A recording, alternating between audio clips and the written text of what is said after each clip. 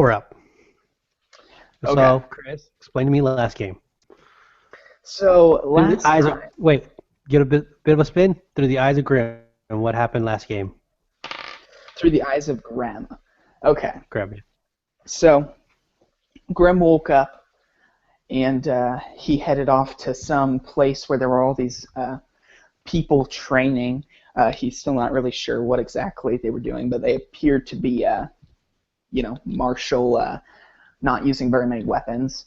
And he met this tall man who appeared to be some kind of leader of these people. And then had a conversation with him. He was very strong and muscular and earned Graham's respect. And they continued into the depths of some vault of some kind. There was a whole bunch of weird, there was some statue there were a whole bunch of stuff, but the main thing, the main problem, was this gem that apparently had some kind of destructive power. And so after playing with that a little bit, after Perrin played with that a little bit, despite everybody trying to convince him not to, he commanded it to destroy itself. And it listened, or at least it mostly listened. And that's where everything started to get weird. There was this kind of puff of purple magic coming out of it in Graham's eyes, and we tried to destroy it, and it got stronger, and there was all kinds of problems with that, but we ended up just kind of leaving it because we didn't know what to do.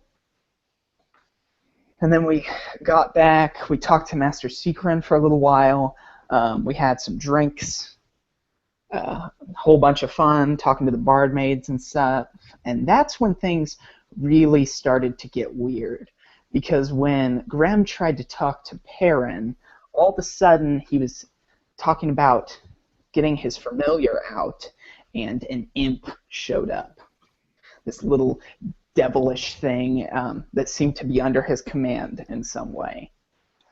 And so immediately Graham's suspicions rose insanely, and there was a conversation about that. Eventually he convinced Graham to get him some components for some spells that he was working on, for a spell that he was working on, which made an incessant ringing all night, which ticked Graham off. And he got some components of his own on their way out in the morning while they were having some breakfast, and there had been some suspicions rising. Everybody was kind of talking to each other suspiciously. A small group of kobold, armed with guns and swords, and one with a large warhammer, I believe, came into town and started killing people, and Graham had to coax the spirits to aid them in the battle, and Perrin was being air support, shooting searing rays down, these little bolts of fire, and Ben was running around punching people, and basically the battle carried out, and we were victorious. And then Perrin fell off the roof. That's pretty much what I remember.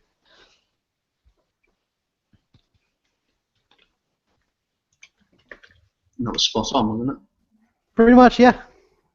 From what Grim knows, yes, that would be pretty much spot on. Now, picking off from there, it seemed Perrin, after his rousing cheer for going to Tradewick, and everyone giving a bit of rest, Perrin kind of passed out and has been unconscious since the battle. It's only been a few minutes, not long, but it seems like he was exhausted from the battle and just passed out on the floor. August and Grim have been treating wounds to other people, and yeah, picking up from there, Kieran's knocked down on the ground.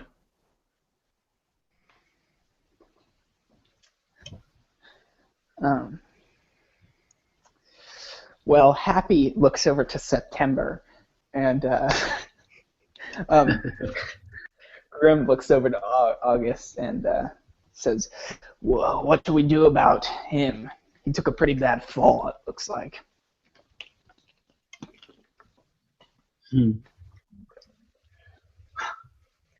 Guess we take him to to a doctor.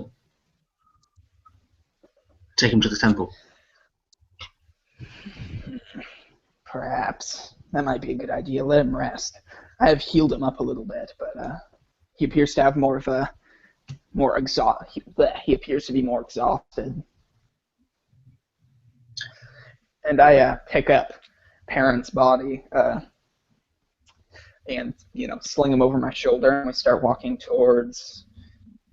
Wait, there's a temple? Hold on, rewind. Yeah, the monastery of the monks. Oh, okay. I was like, what's this temple? Technically, that would be the only religion in this town. Okay. Now that I think about it. So Grim slings Perrin over his shoulder, and he says, well, let's get going then. And August would follow, but he'd be constantly looking over his shoulder at the city gates. August, roll me perception.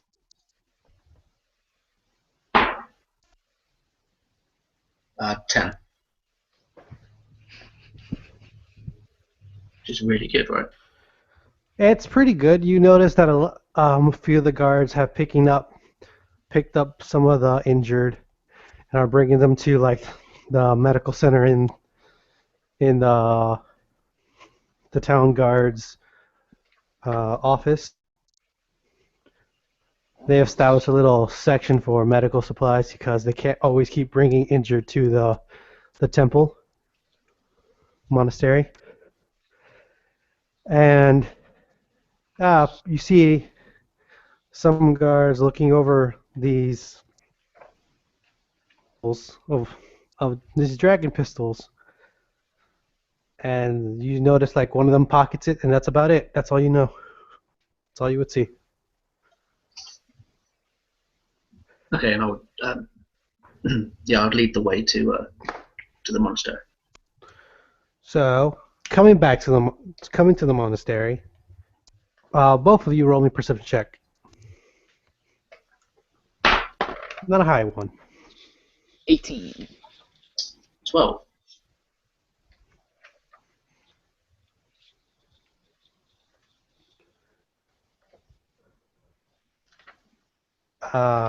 Didn't hear Chris's.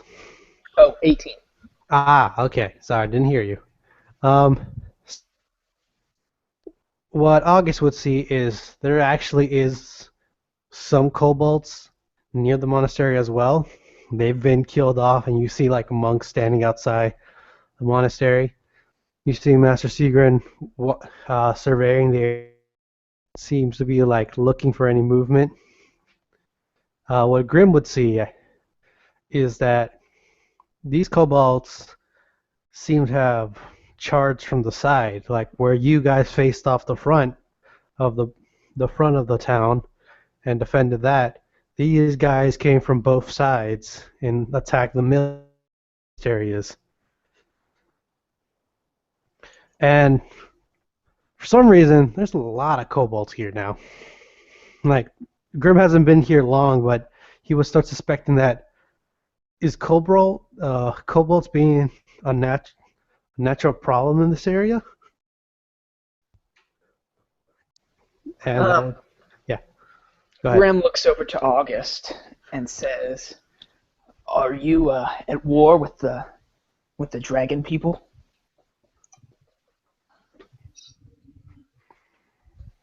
Not to my knowledge. I've only ever seen a dozen or so in my life. This is too many. This looks like a full-scale invasion. And he looks around. Would he see any dragon pistols anywhere around on any of these kobolds? Now, some of these did have, it's much less than what you guys saw at first. When you first saw, in the first attack, you saw a bunch of pistols. In this one, it's like 2 or 3, not many. It seems like they were just clearing out the civilians with the pistols and attacking from the sides. Would any of them still be there? There's like two or three. Yeah, the monks don't really need them, so they wouldn't touch them. They'll probably Um, just burn them later. Graham would pick up any of them that he saw and pocket them. They appear to be interesting, to say the least. Okay. So 2 or 3. The one you'll pick up. What? Sorry. How many do you want to pick up? There's like two or three in the floor. I want to pick up any of them that I see. So two or three. How many over there that I see there? All right, so I guess Grim would just like walk over and just pick up two of them and just put them in his sack or pockets. Yeah, he has some sacks, so he would just slip them into one sack. He wouldn't really think too much of it. Something to be examined later. Okay, Piran, I'm not Piran. Grim, roll me a perception check real quick. You leaning down to pick these up. Okay, that is a lot. Give me a second. That is a 22. Two things you notice. One, this kobold seems to be carrying a small sack. And also you would notice that his shoulder, this cobalt trigger, seems to be burned with an insignia, like some kind of symbol. I wouldn't recognize the symbol, would I? Roll me a history check. Great. Because I'm so good at those. 12. 12. I feel like you would. Well, I guess. So 12. You would, looking at this symbol, it seems to be like some. It's like two. Best way to call it. It's like two lines and two thick lines and a thin line in the middle. And you seeing the symbol doesn't ring any bells of what it could be or what it could come from, where it could have come from. But it's more like you seeing the symbol feels like it means something important and you can't. And if you knew, you would remember it instantly.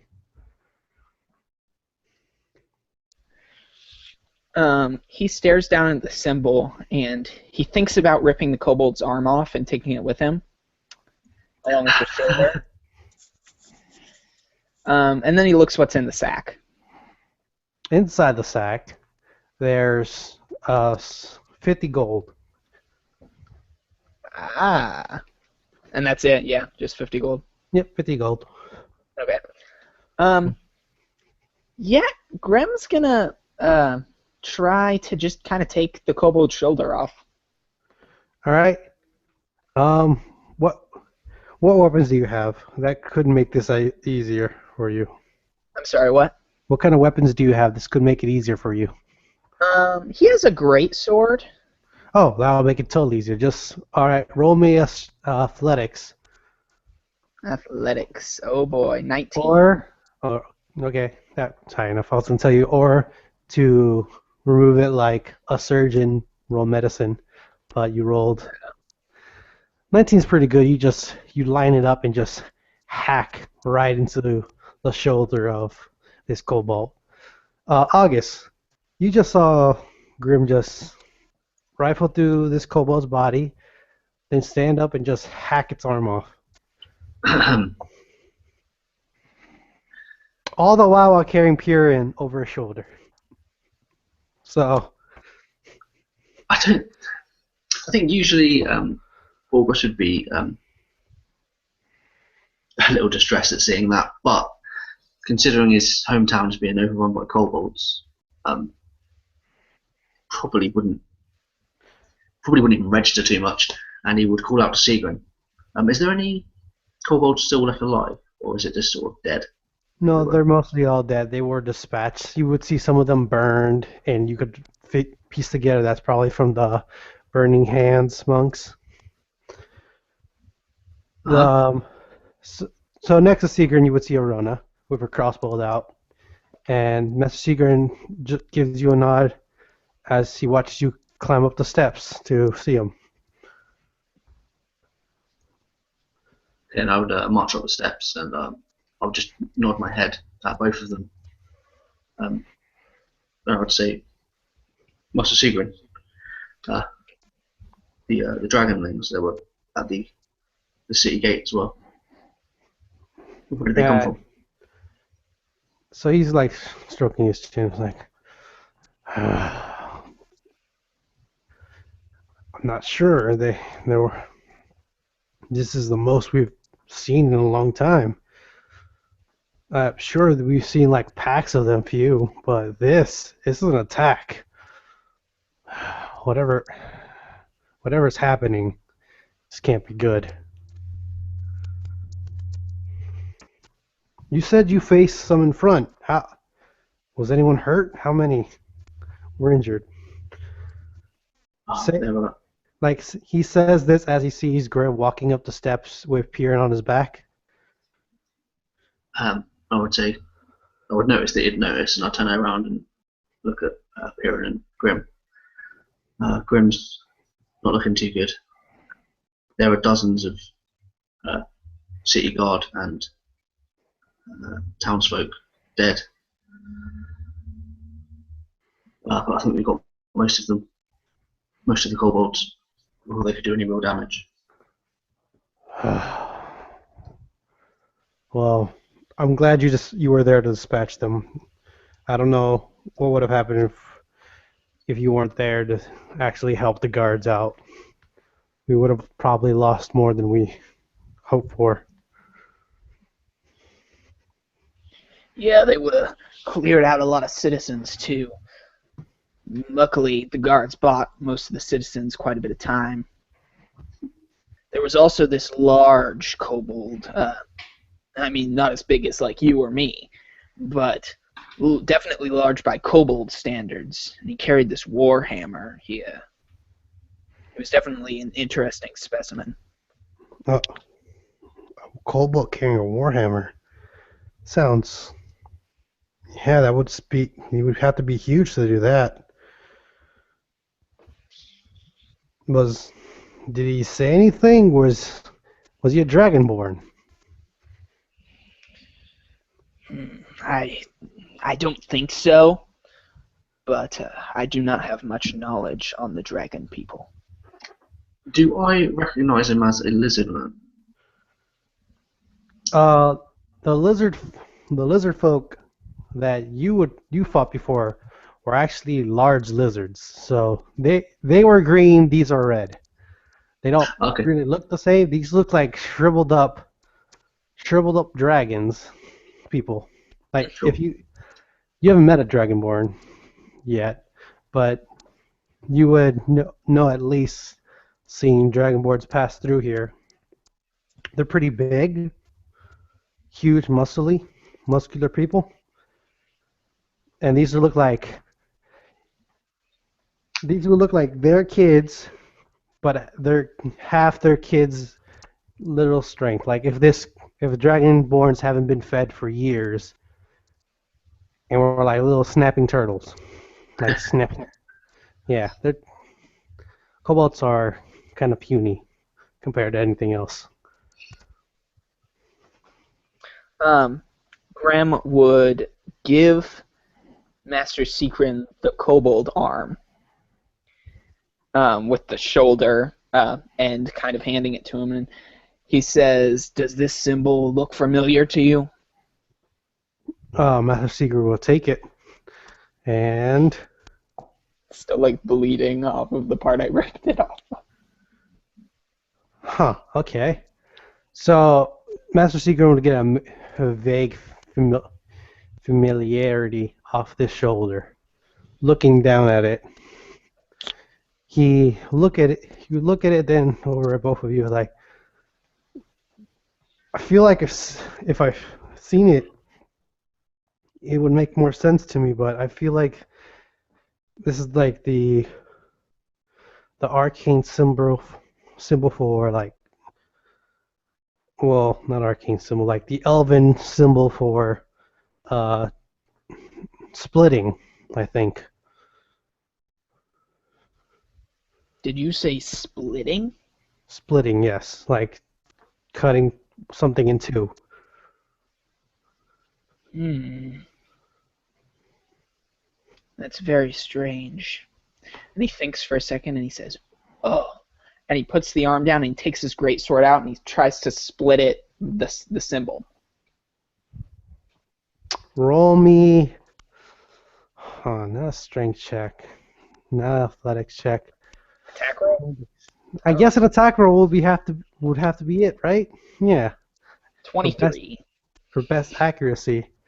Yeah. So you like set it down, put your foot on it, like kind of line it up with your sword with your open one eye, squint at it, try to line it up with your sword, and then you raise it up and smack it right in the middle, and you split the arm in two. But that's all that really happens.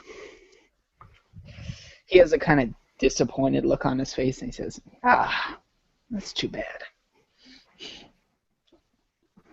And Master Seeker will just stroke his beard, like, huh, yeah, that would have been nice if something came out of that. But no, I wouldn't really know much about this. There must be hundreds of tracks around the town. We could follow them. I'll send out a monk party to investigate. I'm sure like the guards will likely look into this too.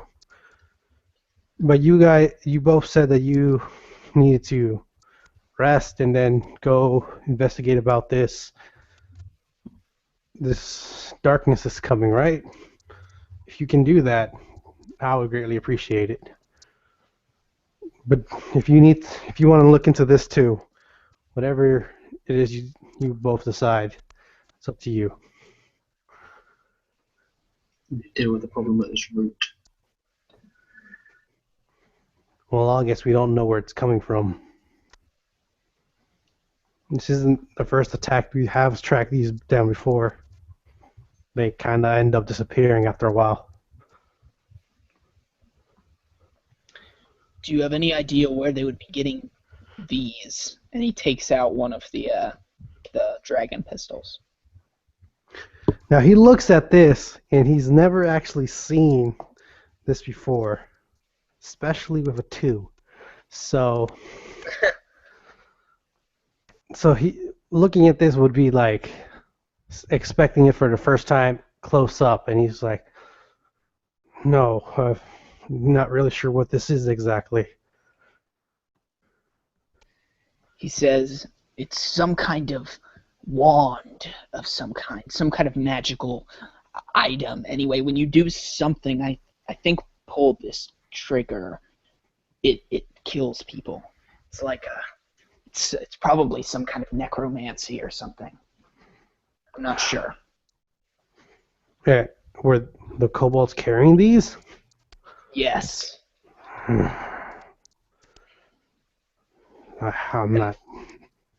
not exactly sure where we would even know where this came from.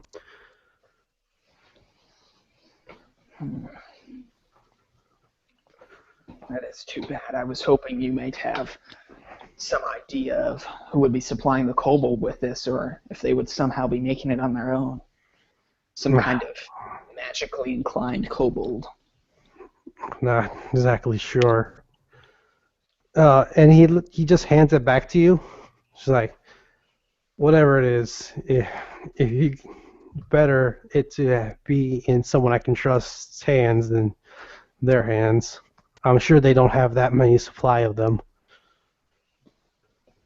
We'll destroy and or try to teach somebody to use them while we're here. Maybe they'll help us in the battle. That would likely be wise. It's one thing to destroy such a weapon, but better to use it on the foes that would use it against us. Gives you a nod. So August, any thoughts? What do you plan to do?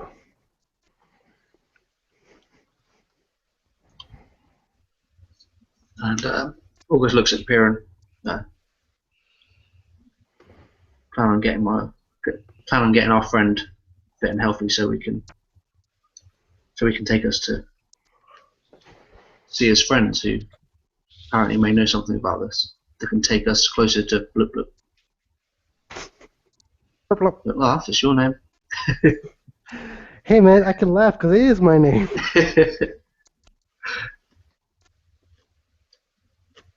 Without Piran, we can go no further. Well, you may Okay. rest in the temple, and Thank you. I'm sure we can treat you and supply you with anything you might need.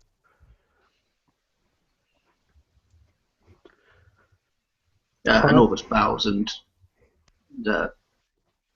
August bows to Sigrid and Verona, and then sort of motions for Grim to come in with Piran on his shoulders. Grim follows. Well, I imagine this whole time Piran's just been sort of ragdolled around on your shoulder. Pretty much. Yeah. On a side note, he did just message me, and he's about to get on. Oh, sweet. Yes. He had a pet emergency. Oh, that's probably much better than napping. Yeah. I remember last time his dog was actually choking. No, that was mine. Oh, it was your dog. Yeah. Okay, You guys. stole my excuse. I think we should start with the pet emergency because I can't afford to fix my bird if something happens to him. Yeah, and I don't really want anything to happen to my dog. So we should stop this here. And yeah, no more pet emergencies. Sounds good to me. It costs $1,200 to find out my bird's gender.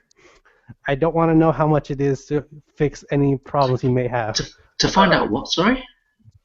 It costs $1,200 to find out my Australian cockatoo's gender. My God. Right? That's just them stealing money. Yeah.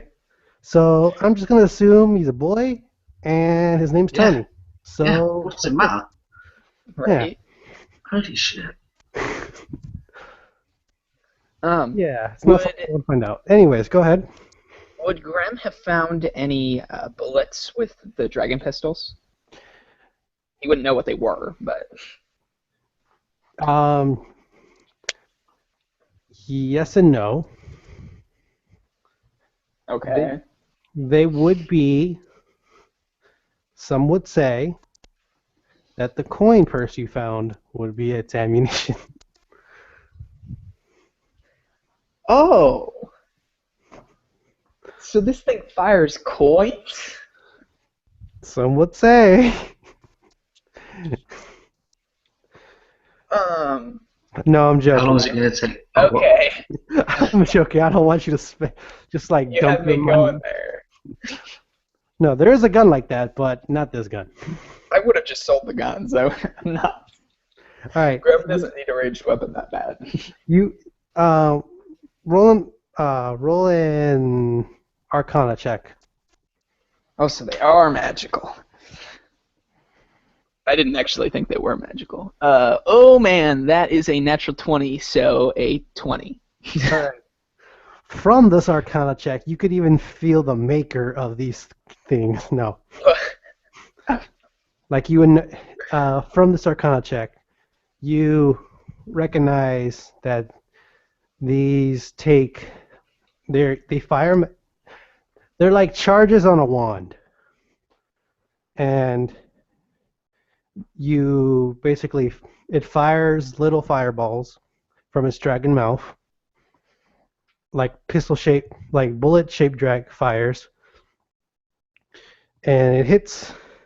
It like pierces through and expands inside of a person's body, it fires 9 shots a day, and if you're in combat and need to reload it, you would roll an Arcana check high enough, and it'll magically reload on its own. Okay. And each day, as you use it, you roll 2d12s, and that's how much ammo that it has for the day. And the more you reload with Arcana during a fight, the less ammo it'll have the next day until it basically runs out. Okay. I think I kind of understand. I may need you to come back to that. It's a video game. Okay, it's a video game pistol. Okay. But it only has a limited number of ammunition altogether. Like, eventually it'll run out, right? Yes. Okay. And it has 7 charges a day? 9. You know what? Let's make it 7. Okay. 7's easier to I count. do have 2 of them, so... Yeah, 7's easier to count on. 7 charges. So, the only way to reload it is through an Arcana check, right? Yes. Okay. Do I know if these are loaded? With your 20, you would know that one has 4 shots left, the other one has 7. One didn't even get a chance to fire. Perfect. I think I kind of know what these do now. Grem knows. I think me, the player, kind of knows now. I mean, depending on how long you decide to keep using them, I will explain it to you. But if you decide eventually to I'll sell them, understand. like if you decide to go like, I don't want these anymore, I'm just gonna go sell them, then you won't really have to bother with it. Yeah. I'll probably sell one, unless... Well, Perrin might... We'll see. We'll see. But alright, yeah, he kind of examines these. Can he dual wield them? Mm. You can gunslinger. Cool as fuck. That is a good idea. Oh man, Grem's whole character is gonna change now. Change dramatically. But his dex is Stop 12. wearing chat. What if Well, that answers Little your cowboy question, but you could. Start chewing straw.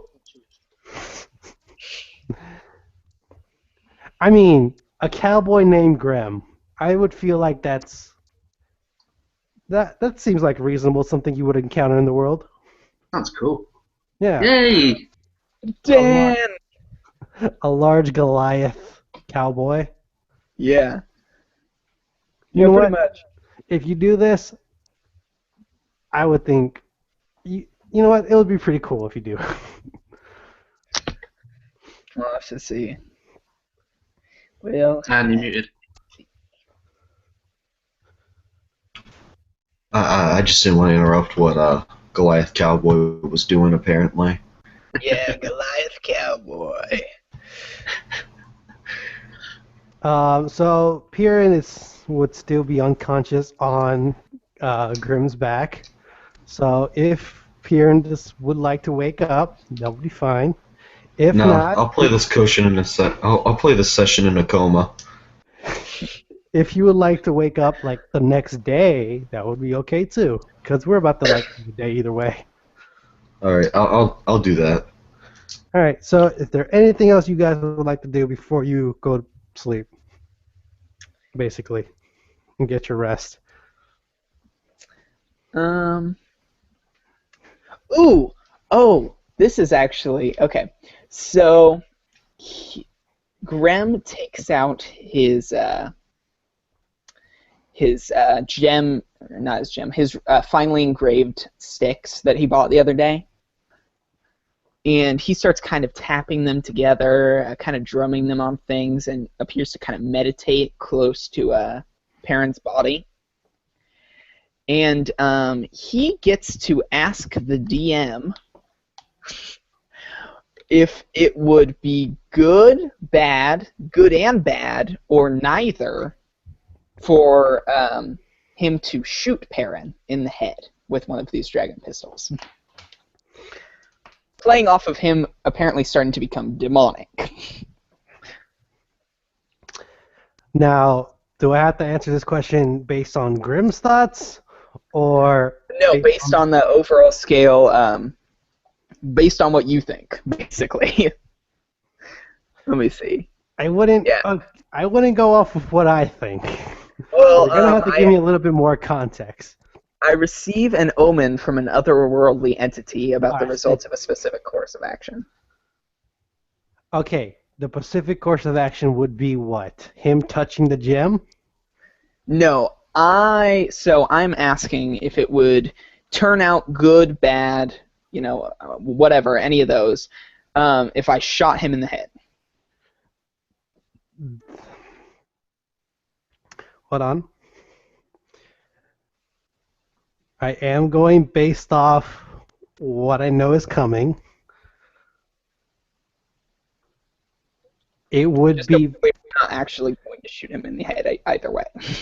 No, Just no. No, it's just like me telling you would reveal what's going to happen.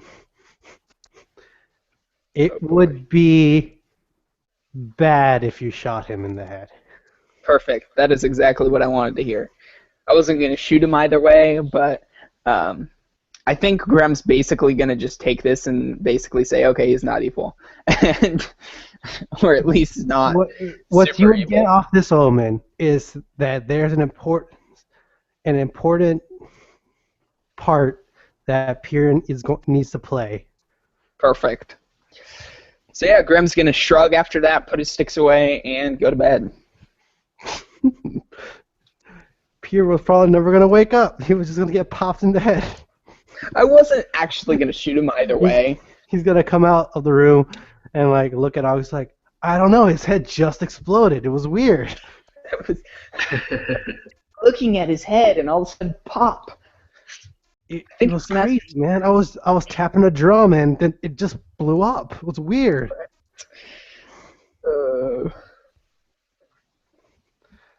So, it's the now important question: are you sleeping through the night? Because if you sleep now and rest up, it'll be nighttime. Oh, that's right. Would you like to sleep through the night and wake up the next day? You can ride off into the night, or you can wake up in the morning and leave.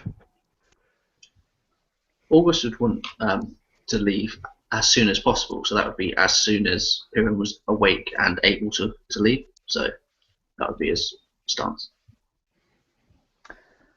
Grem would say, if we run into another group of kobolds like that, that was child's play, but now that we've expended most of our resources, we're going to be paying in blood if we meet another one.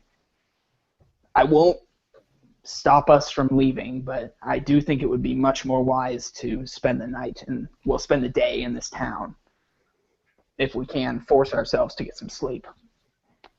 To be fair, you will get a long rest if you just sleep until it's nighttime.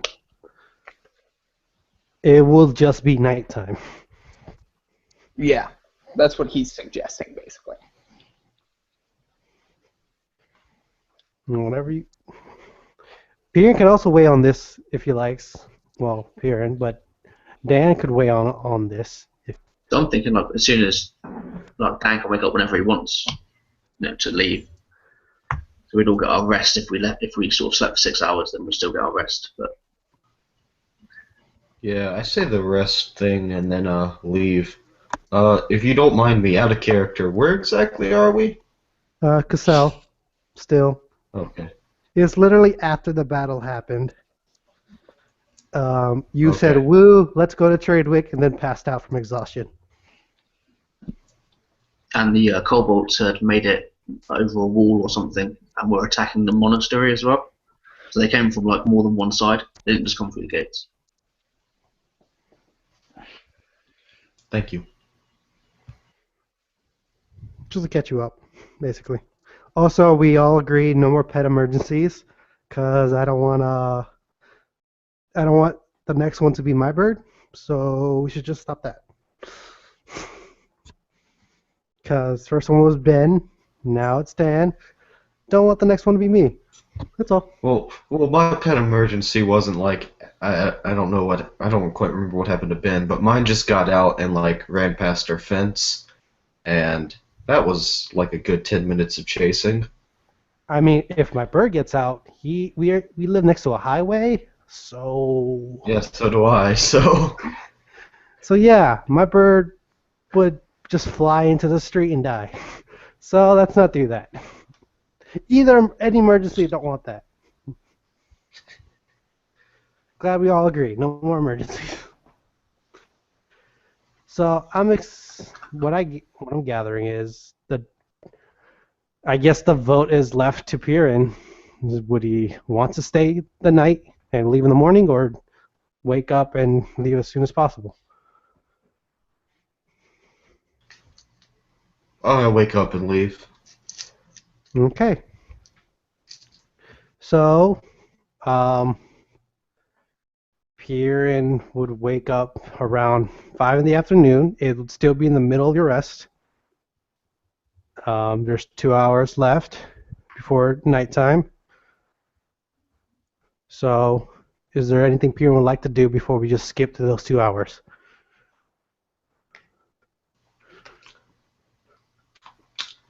Uh, guys, and he'll like sort of look around. What happened? August would bolt upright in bed, and he'd look at Piran and say, "Oh, you're okay."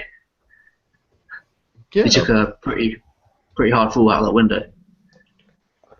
Huh. So we're still in and Piran's gonna sort of blank on the name of the city, but We're in the monk we're- monastery. We're in the monastery. Okay. They took care of you.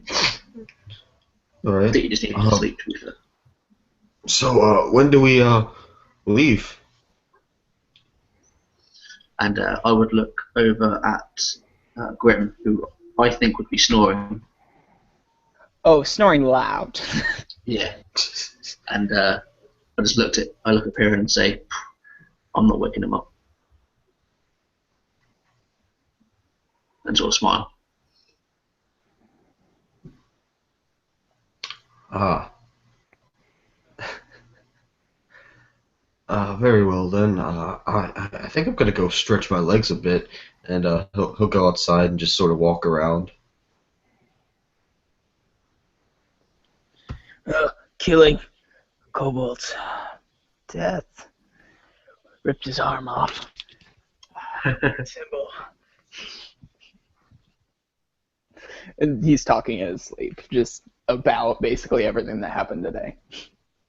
Just remembering his life. Like, I did this today. It was a good day. So, all right. If Piran is gonna walk out, is there you gonna do anything walking around, or is just take a little walk, then just come back and? Just take a little walk and come back. All right. So we'll just skip ahead to the. You guys are leaving at night, right? That's where we came up. That's the plan. All right. So everyone has a full rest. Should get all your spells back, all your healing back, all your knickknacks. Grim, if you would like, you can roll ammo for the gun that has 4 shots left. So I'm rolling what again? You're rolling 2d12s. 2d12s. Okay. So I've got 12 on the Cool. 2d12. So you have 12 shots on that gun. 12 shots altogether? Okay. Yeah. Great. It basically like exchanges the ammo you had for new ammo. Okay.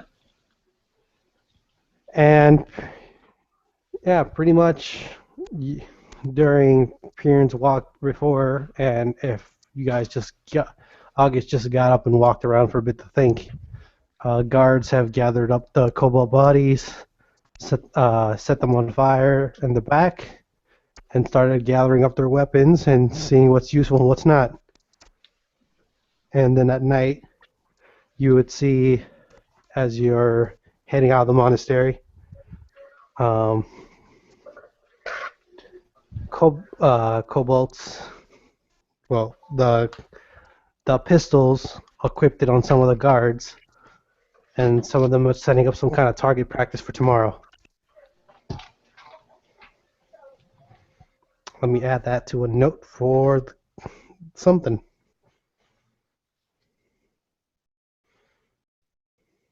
Okay, so yeah, you guys, it's full rest. Everyone wakes up and should be leaving the monastery now, right? Yeah, and I would ask Piran how far it is to the name of the town. I can't remember. Tradewick. Yeah, I would ask him how far it is to Tradewick.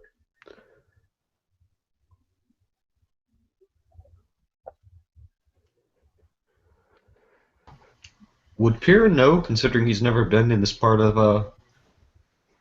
the world?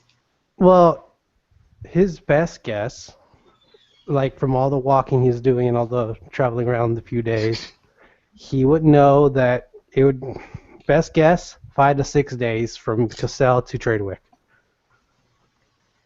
Stopping by Shroud more on the way. And he'll say, roughing it, expecting the worst, a week at the most. And on foot? Was that on foot? That would be on foot, 5 to 6 days. All right. Yeah. Yes. And we've just got one horse left, haven't we? 2 horses. No, you have 1 horse and a mule. Oh, we do? Oh, okay.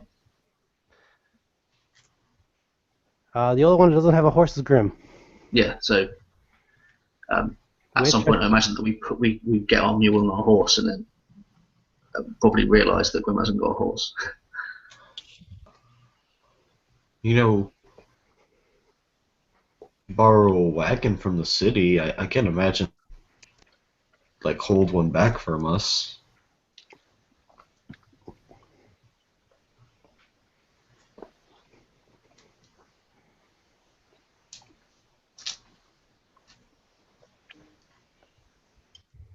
Sorry, what was that? Okay, I didn't know if you guys heard me, so I didn't want to break the silence. I was going to say, we could probably, like... Sorry, go ahead. It just got real quiet after you mentioned the cart, and I was like, why is it quiet? Yeah, I was like, maybe we could, like, borrow a cart from the city, since we did, you know, help to save it. Yeah, it's a good idea, and I look to see... Do I see that guard that is my friend? Or a friendly face that I could ask? Grayson the guard would be still alive. He rolled good, so he would still be alive. So yes, you would see him. He does night patrols. And so I would approach him and shake his hand and say, Grayson, I'm glad to see you well. Thank you. Thank you, August. Yeah, it's been pretty bad, actually. I have a favour to ask. Oh, sure. What is it? Me and my friends, we require a cart to attach to the horse, and I can't promise that you'll get it back. Cart. I think the only cart... No, we did get... Yeah, I think I can help you. Just give me a bit, okay? And you see him like just trot off to down the town. Okay, I would go back to Gorman and Piran and tell them that I think we've got a cart coming. So, two quick things. One, hey Dan, you want to win a cookie?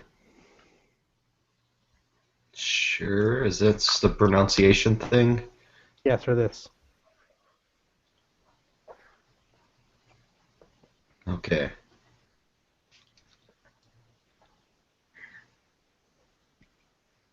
Yeah, I don't think I can do it.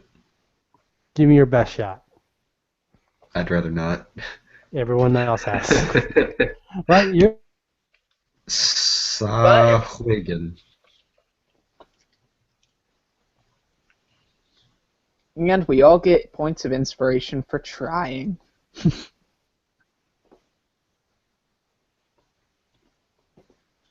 I mean, I know what they are. Can I tell you about that?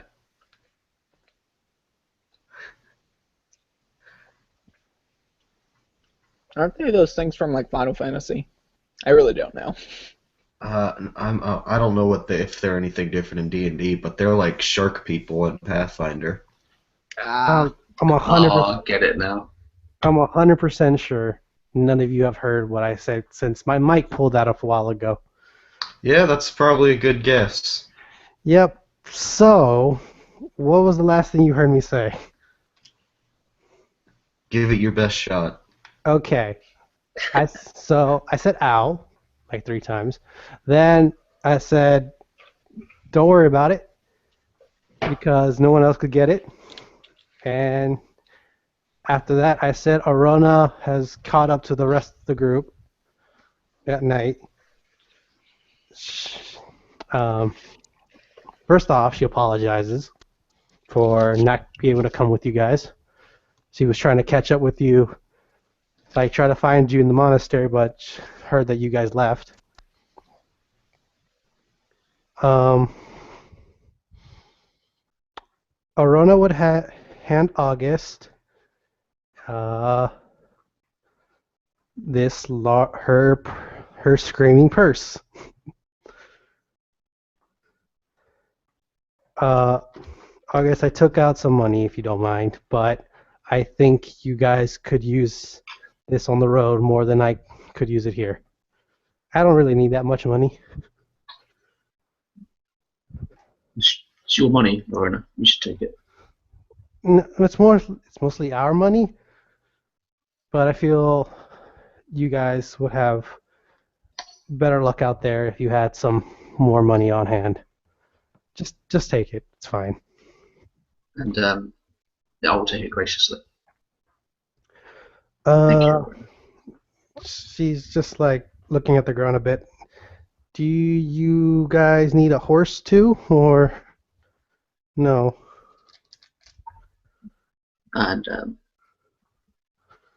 I would look at Grim and say, "Need something to ride?" I'm sorry, what did you say? Do you need something to ride? He says, well, I could walk for days, but I'll probably slow us down if I don't have one. I look at Arona and say, "It's going to need to be a big horse."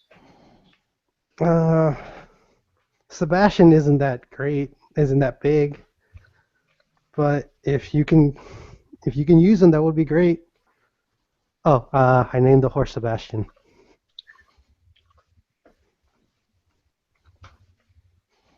Thank you. Yes, yes, we could use him.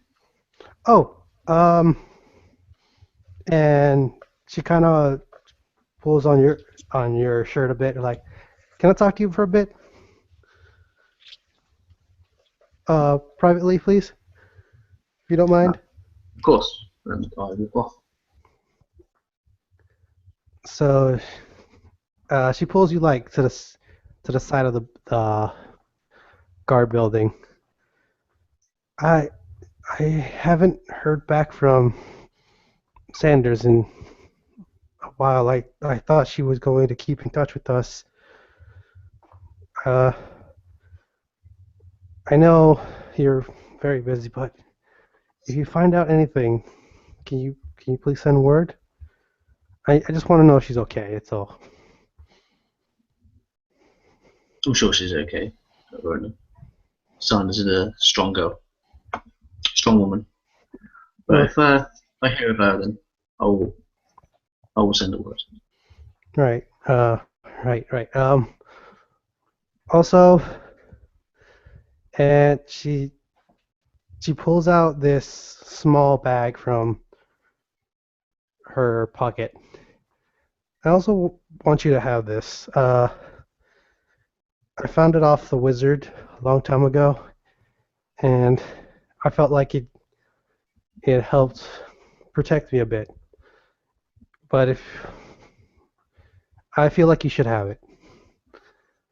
This I shouldn't keep this. I don't know. Maybe it's important that for what you guys are trying to do, and I would appreciate if you had it with you to keep you safe and stuff. And I nod and smile and take it out of her hand. What is it? It's a pendant with a shield on it. A pendant, like a necklace. Yes, it's a necklace with a small shield as a pendant. Yeah. And I'll put it on and suck it into my top. She smiles and is like, take care of yourself, August, okay? You two, Arona, and I formally bow. She's like, okay. And she also bows, and then you see her run off. Cool. So when that's happening, Grim, Piran, is there anything you guys would like to do before August gets back? Having a private moment with his girlfriend, not girlfriend? We're having a private moment as well. No, I take out. So while you were sleeping, I don't know if it would have bothered you, but I almost shot you. Just don't worry about it. I know now that you're important to me. Or something. I don't know. I take out one of the dragon pistols, and I say, "What do you think what do you think one of these would go for?" I've checked them out. They've got some magical abilities of some kind. They shoot fire, and they appear to have a good number of uses. Can't say no. Not normally in the market for weapons. Oh no! Well, that was a weird time to pause. He left the Oh, chat. you dropped. Oh, he did? Yeah, Oh. What's going that's on? why I said oh no. Oh, well, there he is. I was looking at the chat. There we go. What was the last thing you guys heard? Dan You said, asked "Oh, me no." how much You asked me how much those weapons would go for, and I said I have no idea. Oh, I went on to go on a monologue about what they could do before noticing I dropped from the call. So yeah, he described. He wasn't there for the explanation, was he? He says they can shoot fire, and they appear to be able to shoot a lot of times over the course of, I have no idea how long, but they appear to be magical items of some prowess.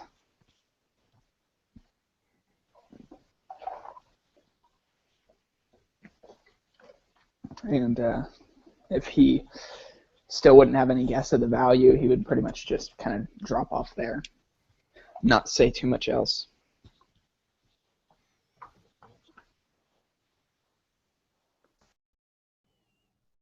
Silence.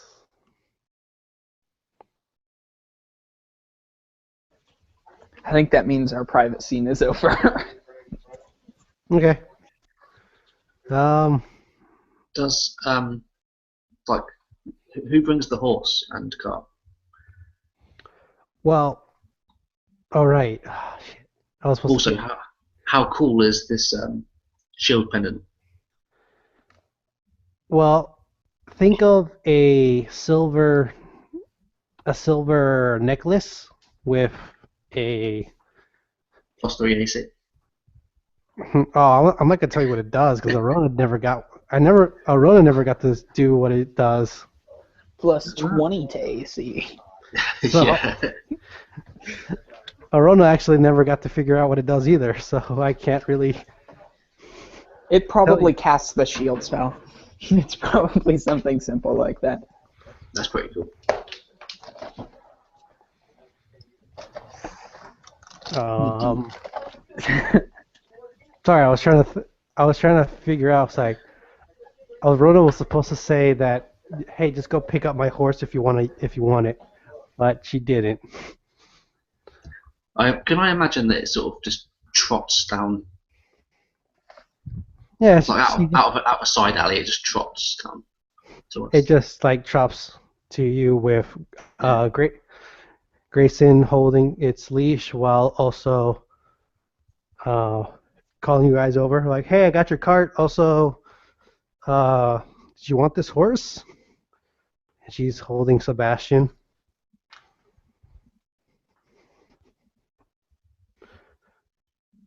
Yeah, you could have put the cart on the horse. That would have helped, but it's fine. We'll do that. Well, Grim, looking at this horse, would immediately know that if he got on this horse, he would probably break its horse's back.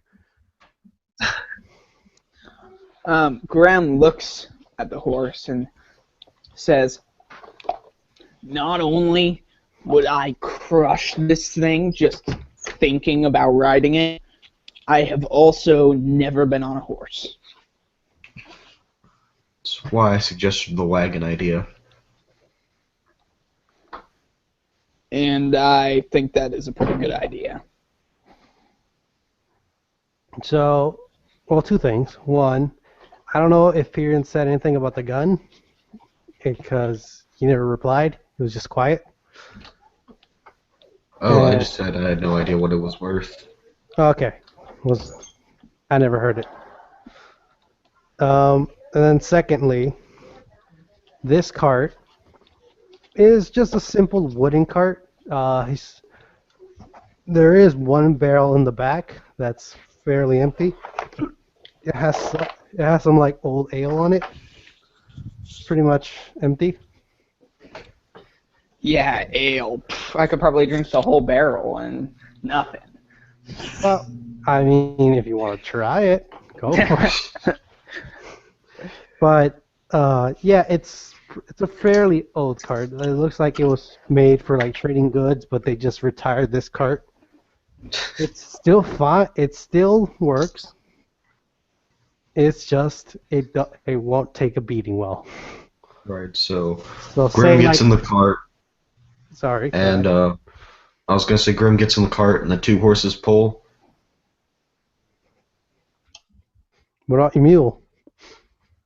I was gonna say the mule can be a pack mule, and we let him have our heavy things while he rides to the side.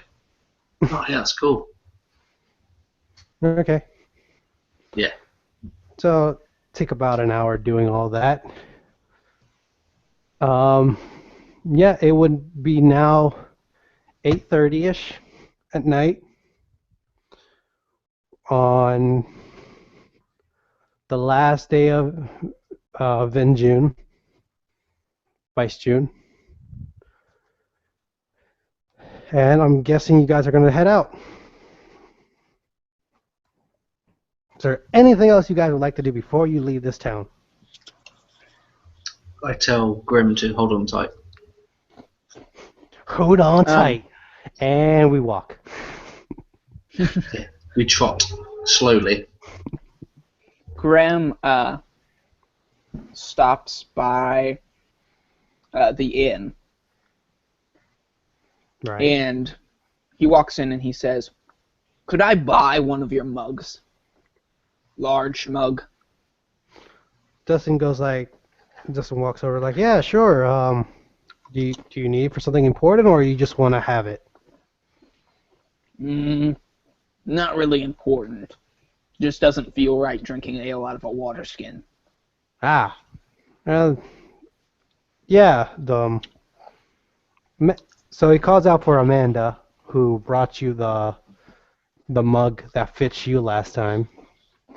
Like, here, you could just take this one. She seems about your size and works well. We don't get really big people around here much. He nods, and he says, "Thank you. How much?"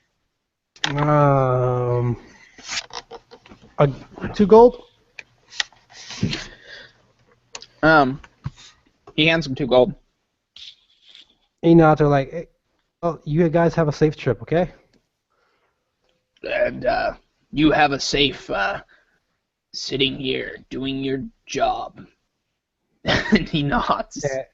He goes, all right, thanks. So, guys, is there anything else you guys would like to do? If not, Dan, roll me a flat d20. All right, I will. But as they're like sort of making their way, Perrin would like to ask Grim how old he is.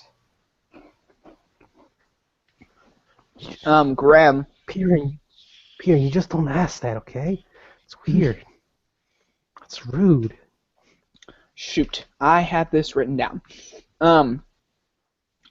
Actually, what am I saying? Okay, so Grim would be kind of pouring himself some ale, some of the old ale, into the mug.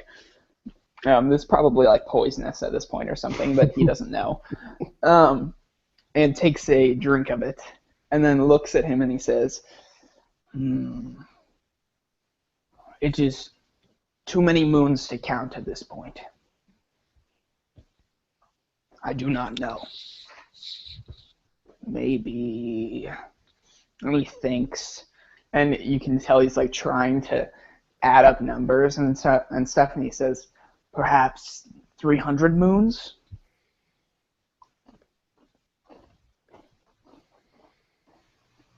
Okay.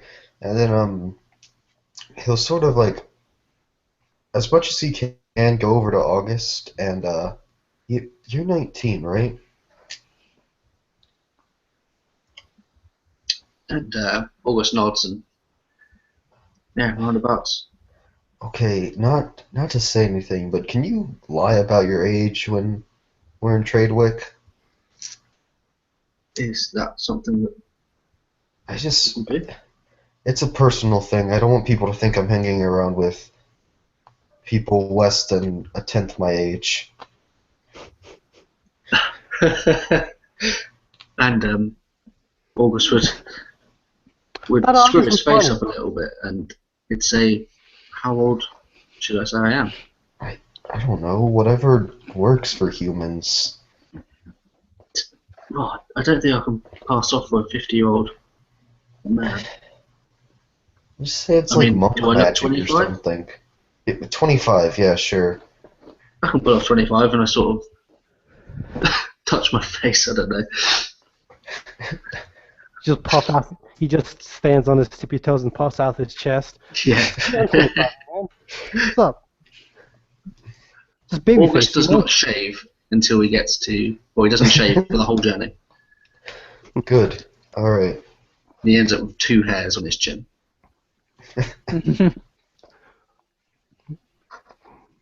Little August is growing up. Oh my gosh. Okay, I forgot something super like. 20. Okay. Hold on. Go ahead. I forgot something that you guys should have known a long time ago. So, from the beginning, seeing Grem, his nose would be like really pressed into his face, like he's got kind of a short nose, and it almost looks like he took an impact to his face at some point. His whole left side of his face is kind of shrunken in a little bit, and it's bent in kind of a weird way. And there's even some a little bit of his left eye is kind of whited out in a weird way. And that's just something I straight up forgot to even mention. I thought it was just like when you described it to me, I thought like, no, he just got like beat in the face, and it didn't really look that bad if he was all covered in dirt when he was a prisoner.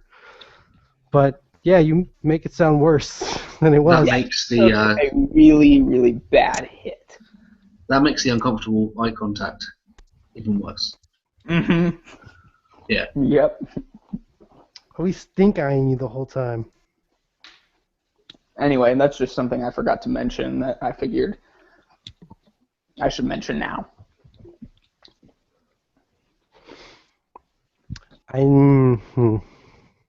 Let's see how Treyway goes. So, you roll the 20. It's pretty good. So, as you're traveling along the night, nothing, no real event happens, and like the next morning, you're traveling along, taking a few watch. Every so often, you take watch. Everybody, roll me a perception check.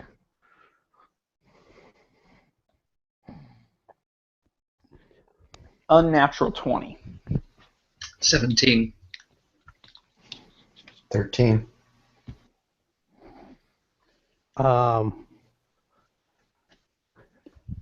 Grim would hear. Oh wait, hold on. First, Piran would hear rustling in the bushes.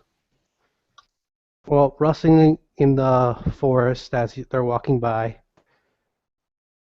And August would hear like something getting hit while there's rushing in the bushes. Grim would hear. It sounds like there's someone kicking a dog in the forest. Did you say kicking a dog? Yes, kicking a dog. It's like a muzzled dog being kicked. Graham, you can see this kind of, his face kind of loses a lot of its emotion, and he takes out his greatsword, and he starts just walking in that direction, purposefully, not like hiding his presence at all. He just starts kind of swiftly walking in that direction. Does August notice that? You would see him just like he just gets up from the cart. You would feel like the jump off of. See him pull out his greatsword, just have it on his like on his shoulder as he's walking into a forest, where the rustling of something getting hit and in bushes moving. And August would do that that quiet shout, that sort of Grim, Grim, Grim, what are you doing? And then I would look at Piran and just sigh. Graham, yeah. Graham turns and he says, "Somebody needs to get this shit kicked out of him." And he continues walking. And then he would look at Piran and just sort of sigh. And August would dismount and pull out his staff. Piran? Piran takes his stuff and leaves. I knew it. But That's come true. but in all seriousness, Piran's gonna sort of slow down the mule, get everything to stop, and then sort of from where he's standing, just watch the two. Okay, so if you heard the laugh when Dan was talking, that's the sound that you're hearing coming from the forest. That is a great laugh as well. Yes. It's my grandma. That's fine. It is just actually sounded exactly how I wanted it to sound. So I'm really happy how that turned out. But now that I'm pointing at it, it's losing its effect. Anyways, Grim walking into the forest sees 3 kobolds. There seems to be some kind of dog caught on the net in a net, and you can just see these kobolds just like 2 of them are just like taking turns kicking this dog, while the other one just starts laughing out loud at them, pointing at the dog, cackling. Hold on, before you do anything, I want to see if the kobolds notice you walking into the forest with a large sword on your back.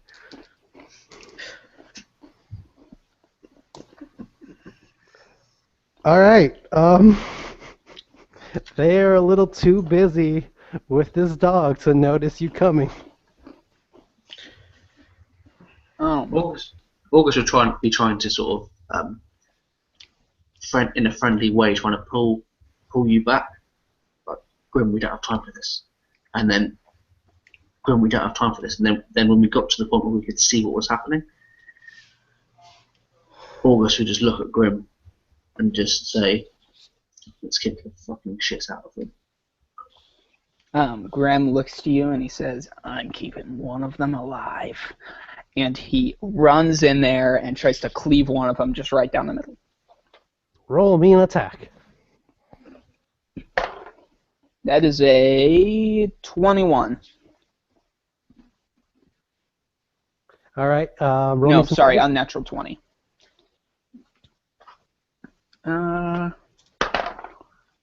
That is 11.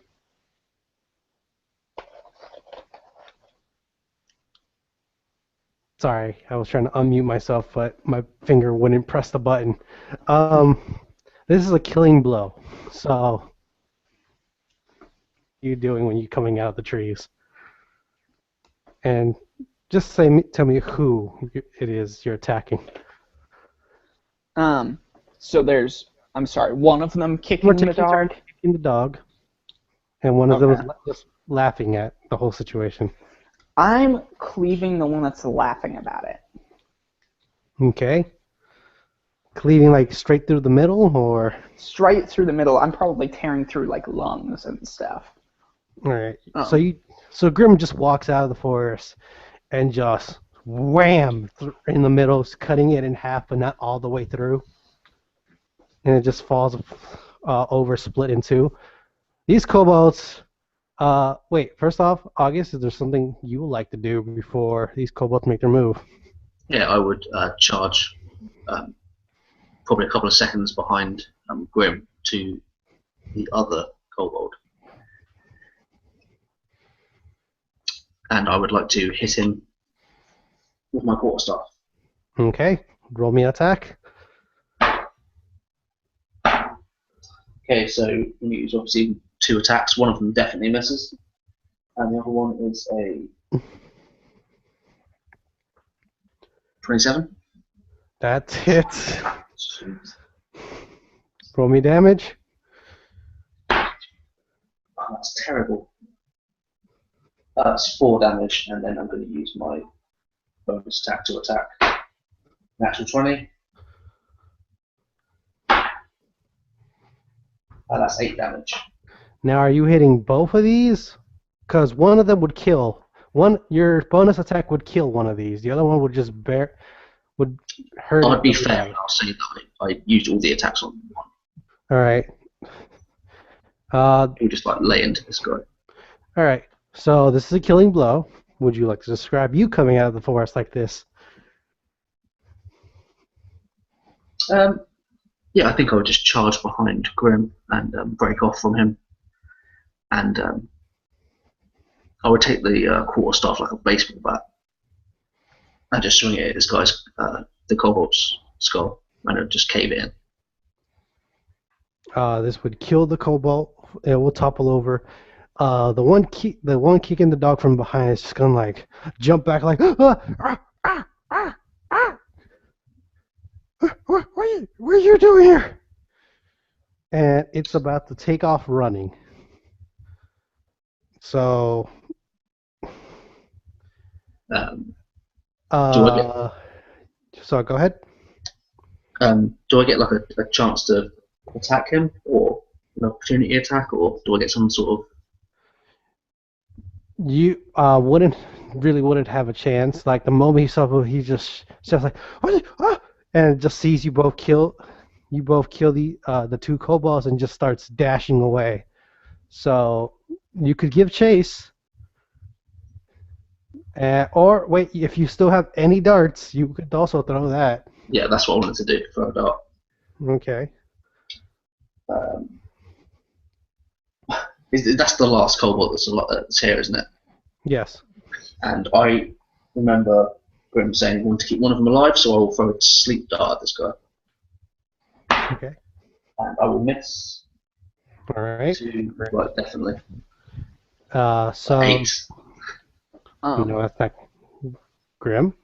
Graham would like to, if he could do this, just run at him and tackle the kobold, but I don't know if he could get there and try to Alright. grapple. I rolled his athletics, so if you beat his score, you can catch him. I got a 19 athletics. Go. Oh, 19, you totally beat his score. I am the Goliath. he had a 10. Oh man, I could have missed that on like a 2 or a 1. So he just sprints up like, and then you hear, and he would hear the booming sounds of foot stomping behind him, like coming from behind him, and then when he looks back, he just sees this giant Goliath-like man with his arms stretched out from on each side, about to just pounce on him. And before he can even act, Grim just tackles him to the ground. This would painfully hurt the kobold in every which way, enough to knock him out but not kill him. Perfect. Graham would scoop him up. Because this is a large Goliath stone man. But, yeah, I wouldn't kill him. Graham would scoop him up and bring him back to the cart. Can August see if the dog's okay? Yeah, so I'm assuming as Grim gave chase, August, after he missed, he just went to the dog to check him out. Mm-hmm. So this dog, you take off the net, and he looks pretty hurt. Like, you could see the sadness in his eyes. Oh, don't. Hold on. Don't worry. It's good. It's in his eyes, and a muzzle in his mouth, and a chain with a lock around its neck. But the chain with the lock is not really choking him.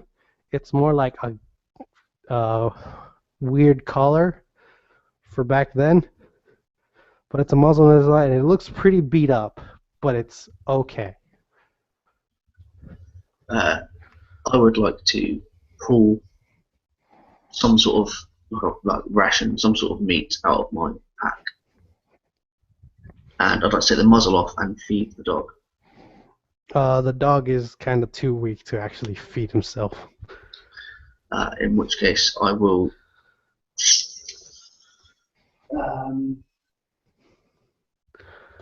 take off my robe, Okay. the top half, so I'm not naked, and wrap the dog in it and take it to the car. Okay. Graham would walk up to the dog and say, "Oh, you're fine," and heal him for 10 with Cure Wounds. I like how sarcastic Grim is when he's healing people. Oh, you're fine. Get up. Shut up. Just get up. Every time he heals someone. Yeah, they're fine. They just need a little bit of coaxing. Because it always works. Graham just like talks to them, and they're like, "Fine, okay, get up." I mean, yeah, I guess in his eyes that's literally what's going on. So really, everybody's just a baby about it. I guess so, yeah. Oh, shut up. Just get up. You're missing an arm, but you're fine. I am fine.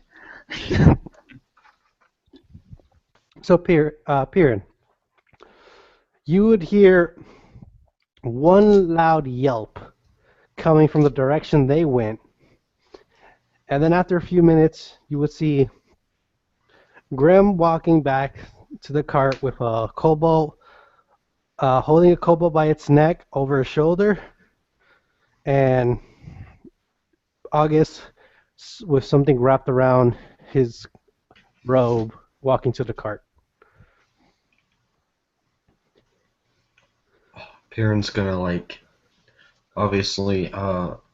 Should we tie him up to the kobold?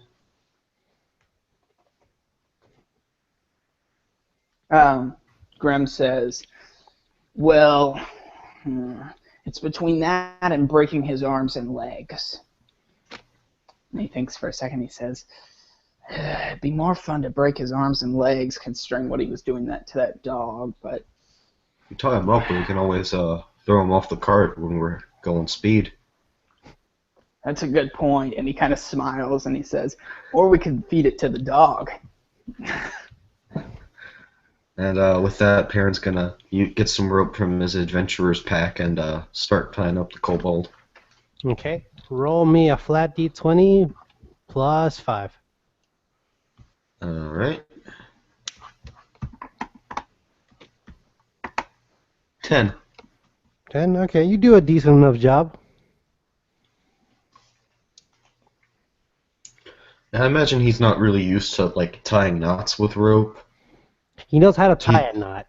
That's Yeah, he knows how to, but he just hasn't like he knows how to tie one knot. It's a really good knot, though. Yeah, so like he basically just wraps the rope around him and then like in like a typical shoelace type knot on top of the kobold. So there's this nice like big rope bow in front of him. Perfect. So, August, dog.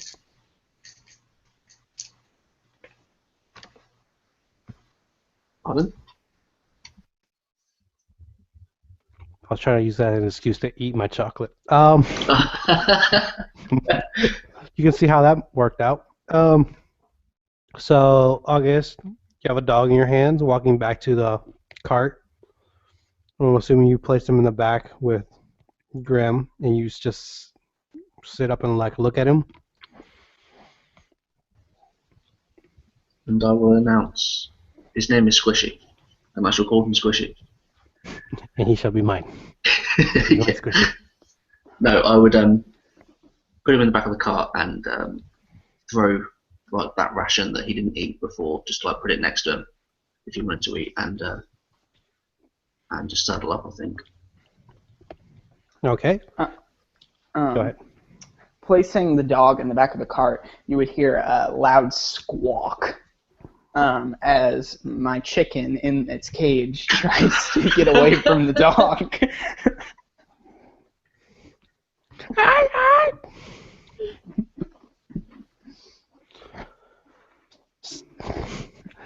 Oh, I'm hoping this chicken's gonna pay off. Like, I've been Right. waiting for someone to buy this chicken. Does it lay golden Um, eggs? Grem looks to the dog and says, Don't worry about it. "You better not eat my chicken." You just see the dog just shake its head no. I'm serious. 2 horses, a mule, a dog, a chicken, a weasel, and a currently missing owl that also was a spider. A wizard, a monk, a large stone man, a cart. And he starts scratching his head. This is an adventure that's just waiting to be There's told. a joke somewhere in there. I don't know jokes though, so Yeah, the one about the owl, chicken, mule, horse, dog, man. Tell you what, bonus points if by next week one of you guys can come up with a joke about this. That's your homework for this week. I will take that challenge. I want a Alright, so joke. Perrin pulls out his spell book, but he's not writing a spell, he's writing the joke.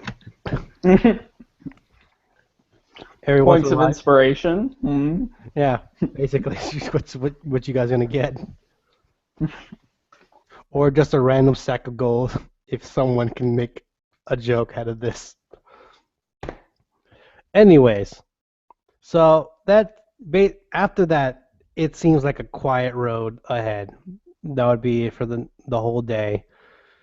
Nearing the end of the afternoon, the sun's going down. You guys are passing by a lake.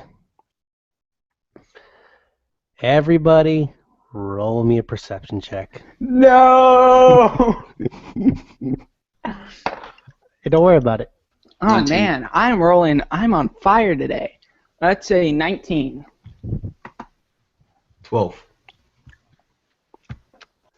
Oh, serious, guys, don't worry about it. And I'm gonna enter combat and be like 1, 2, 5. So, coming out of the water, everybody will notice this. Is a large, water-shaped serpent.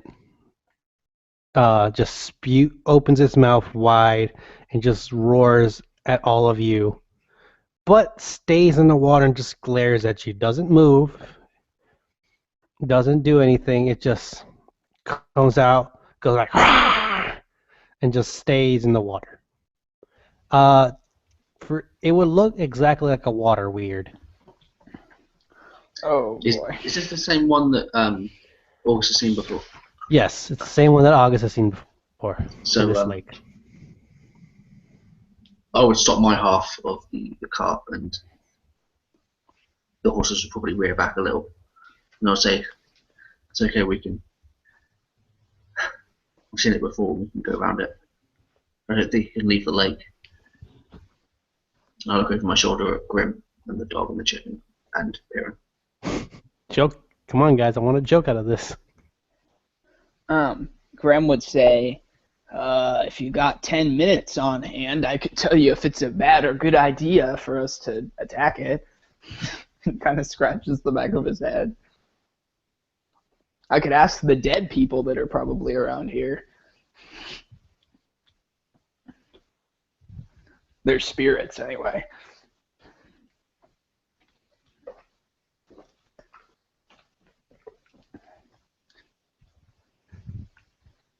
And silence.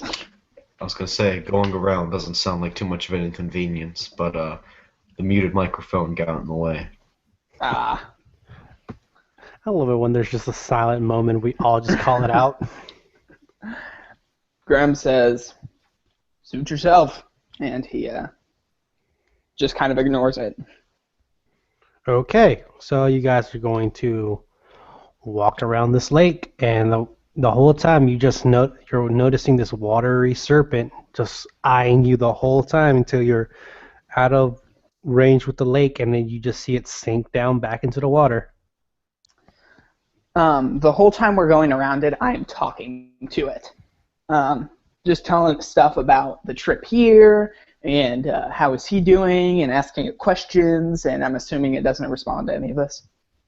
Oh, you're literally just really talking like, "Hey, buddy." Yeah, I'm just going to casually, if it doesn't respond, I'm just going to literally talk the whole way around it to this thing. No, Ben. No. Be good. You don't need a reason. Yeah, the water weird would not respond to anything you're saying.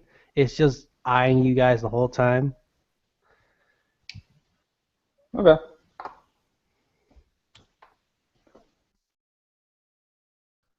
So, hold on. Oh yeah, someone roll me a flat D20. So the next day, I'm sure like you just park the car to the side of the road, go to sleep, and travel the next morning. I Or you got guys- a 9. Or you guys would like to travel during the night. Forgot to ask that too.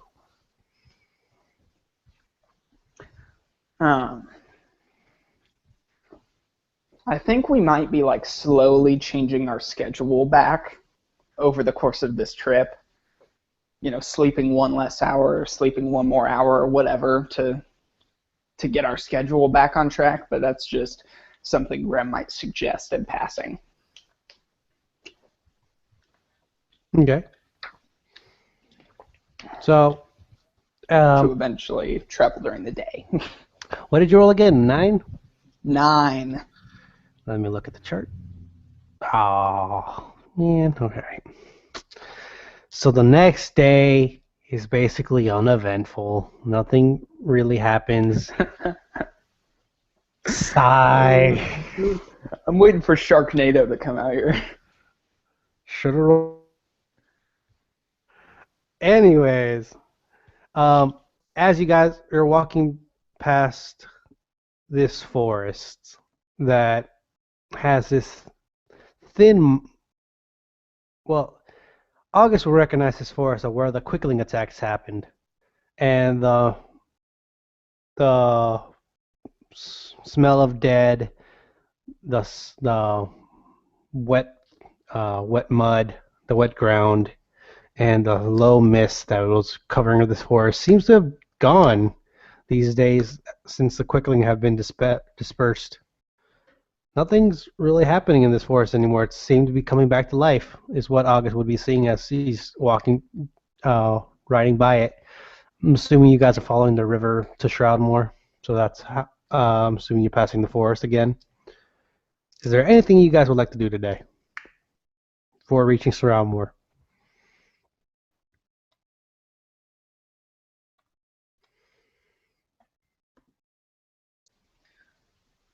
What can you guys tell me about Shroudmoor, this town we're going to?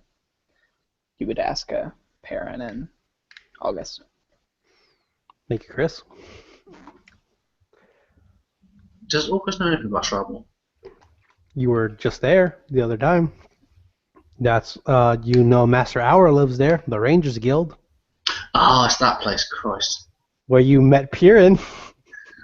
Yes, of course. Don't worry about it. He says, "Are they gonna eat my chicken?" He gets kind of this like angry look on his face. I think the chicken will be fine. I have friends that will be okay. They'll look after us. It's mostly friendly. We'll be fine. Great. They have a really quiet pub there. And they have a really loud one as well.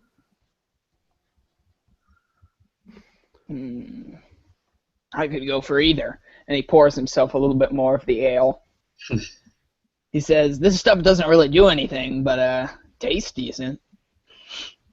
Actually, you drinking that, it's really watered down. It's like you're drinking old Gatorade is basically what you're drinking. There's no like alcoholic taste. That the alcohol is gone from it. It's just colored water and sugary in it. Like it's supposed to be sweet elven wine, but the wine is just gone from it. Grim says, It's so dirty This- that I was mistaken for ale. "This isn't the best example, but it has like, it's better than the water." And he drinks like the whole. He got one of the huge mugs, right? The massive mugs that he had when he went there, right? Yep. Yeah. So he puts like one full thing of those down. He says, better than water. Well, I don't think I could even drink the thing I just described. Well, don't neither could I, but And I don't even drink. me neither. But Graham could do it. So you guys are arriving in Shroudmoor late afternoon, around 3 o'clock in the afternoon. Sun's high in the sky. Is there anything you would like to do in the city, or are you just still passing through?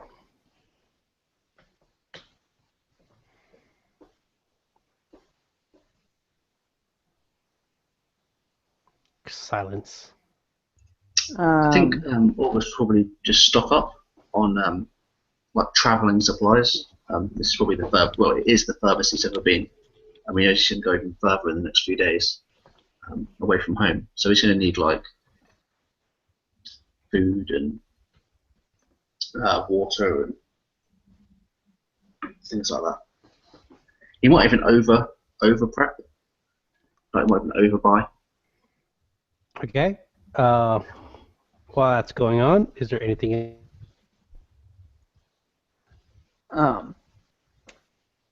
Graham would, this whole time, have every once in a while kind of got out of the cart to grab like berries and stuff, different things to kind of snack on.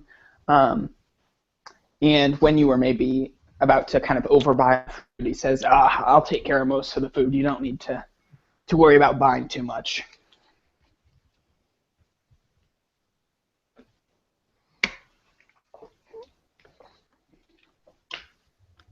I would Okay, so suggest taking water. You are going to the desert.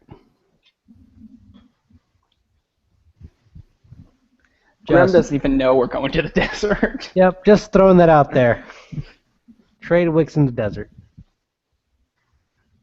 Yeah. Perrin would probably be like, hey, maybe we should fill this barrel. Yeah, Fine, if, I'll drink the rest of the ale. And he starts work on drinking the rest of the ale so they can fill it with water. There's just this dumbfounded look like, you do that, buddy. Wait, hold on. You're filling it with ale?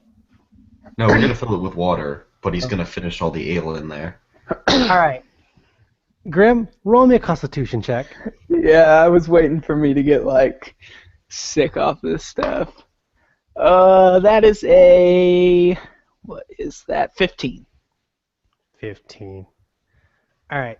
So, after a while, you're just gonna feel like this bubbly substance just come up. It's like, think of it like an acid reflux coming up, but it's not. It's just this gurgly, gross, disgusting thing that it's a spew. Like you need to spit it out. You want to spit it. There's just this nasty taste in your mouth. It's like you just you swallowed a bug and that bug just crawled out of your throat and back into the world. He says, well, that was gross. And continues finishing off the ale. Hold on, Trump. Oh, Just waiting to die. it's okay, man. You're getting there. Don't worry about it. You contracted filth fever. You contracted dysentery. Oh, dysentery. How I do not miss you. I'm looking for the item shop that was in this town, but I can't find it. And I know there was one. It wasn't the pink sword though. There was a guy in it. the guy with the drow customer. Yep. Yeah. Oh, there it is. Hold on. Found it. I don't know why it was labeled the way it was. So, I think we changed the name of it. no, In you the game. You changed the name in Cassell. Oh, was it? So, walking into the store, the man looks over like, "Oh, you!" And he smiles like, "Do you want more information? I got some new stuff for you." Like he remembers you paying him off for good information, even though it wasn't the best information. He still got money out of it.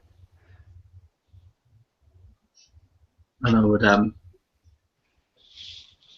I'd know a con when I'd seen one. And I would appreciate the con. So I would smile and just, not today, my friend. Just supplies.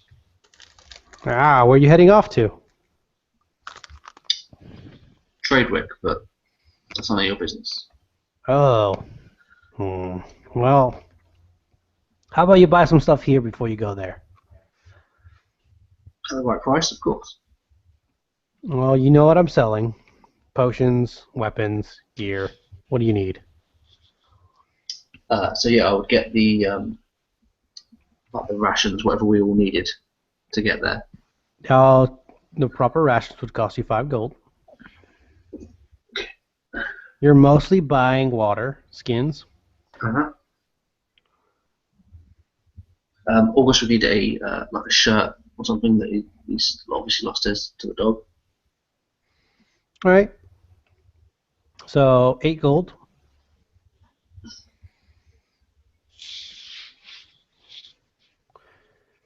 Is it practical and comfortable?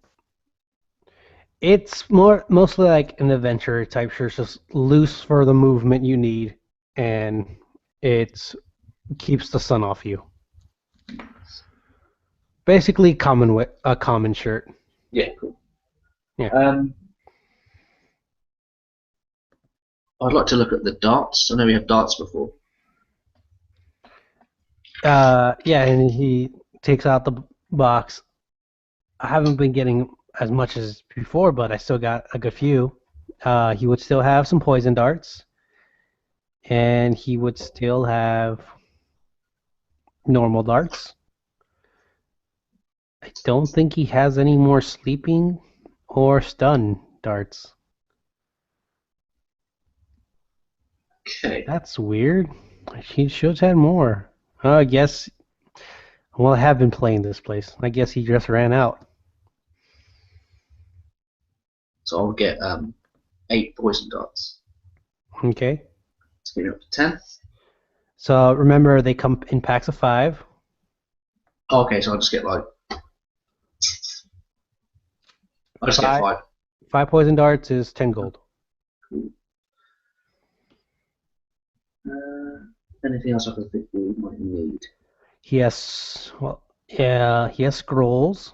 He has gear. He has the weapon, a short sword called the Lady Luck. He has crossbows, a bow gun, net capturing things, a trident, healing potions, potions of the elements, potions of speed, tracking, water breathing, fire breathing, and vulnerability. No, I don't think. No, I don't think I did anything else. Okay. Cool. So thank you for that. All right. So just you take that away, the gold from there. And is there anything else anyone else likes to do in this town, city? Graham would look into buying a small barrel of ale. So there's two taverns in this city. One's called the Seven Sheep's Inn, and one's called the Tipsy Cow. He's going into the Tipsy Cow. Sounds like some place that would sell alcohol. So going in, it's pretty loud and rumbustious, and Burp it up. Burplup's here. Oh no! So yeah, it's pretty loud. Everyone's drinking heavily. It seems like you're run-of-the-mill cheap place to buy drinks.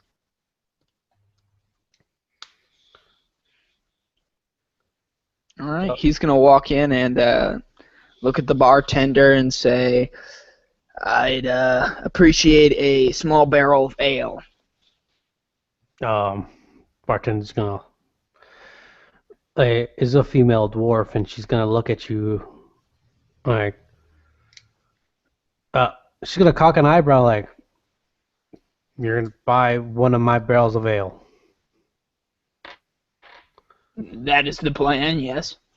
Do you have the money? Remember, Grim doesn't look like a guy that would have a lot of money on him. He says, how much is it? Well, for a whole barrel, I guess 150? 150 gold? Yeah. So I'm thinking both of you have a very different concept of the kind of barrels she's talking about. The barrel she's telling you about is one of those winery barrels that are huge. Like, it would be your size of a barrel. No, he's looking for a small like, how would I describe the size? I know what you're talking about. That's the price she's Yeah. giving, because you just walked in like, hey, I want to buy one of your barrels, and that she's like, Okay. That's That's the ones I have. No.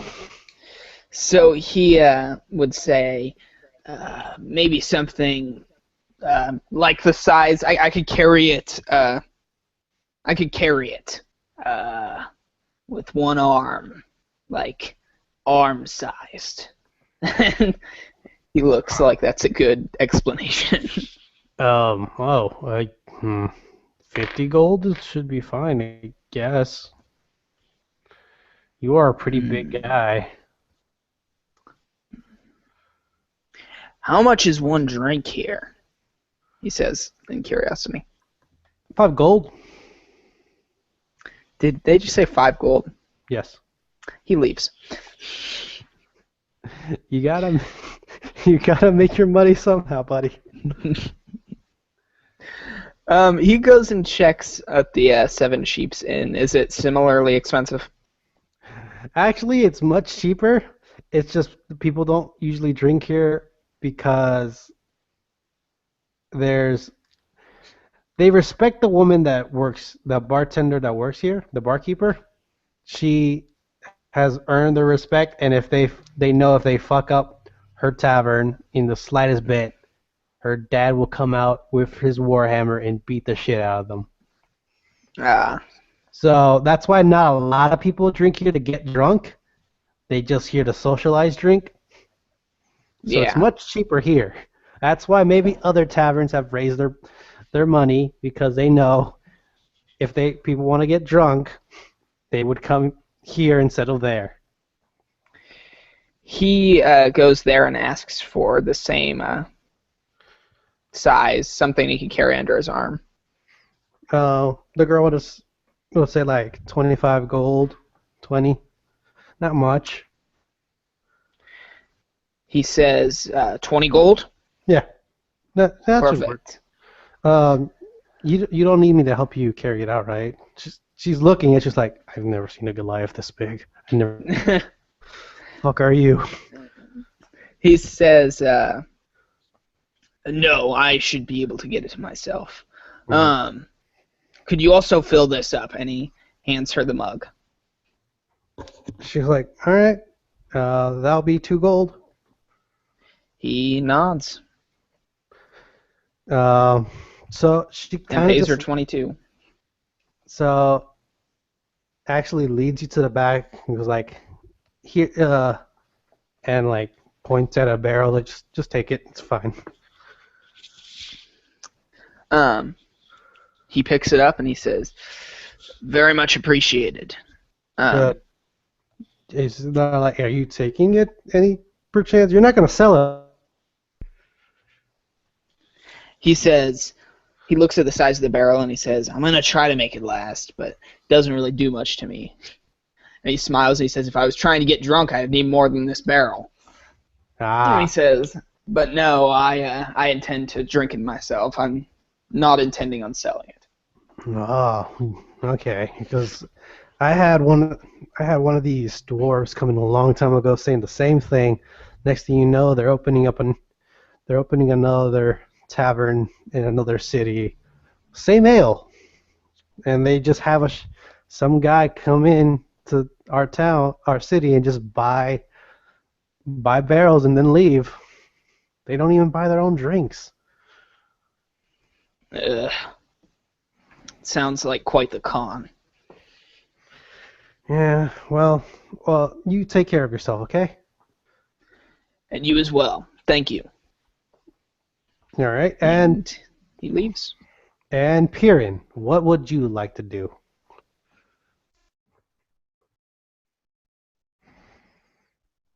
He just fell asleep again. Poor Piran, he's so tired. Cornbread. More cornbread. Sorry, you caught me in the middle of a mouthful. All right. It's okay. Totally understand. It's happened to me before.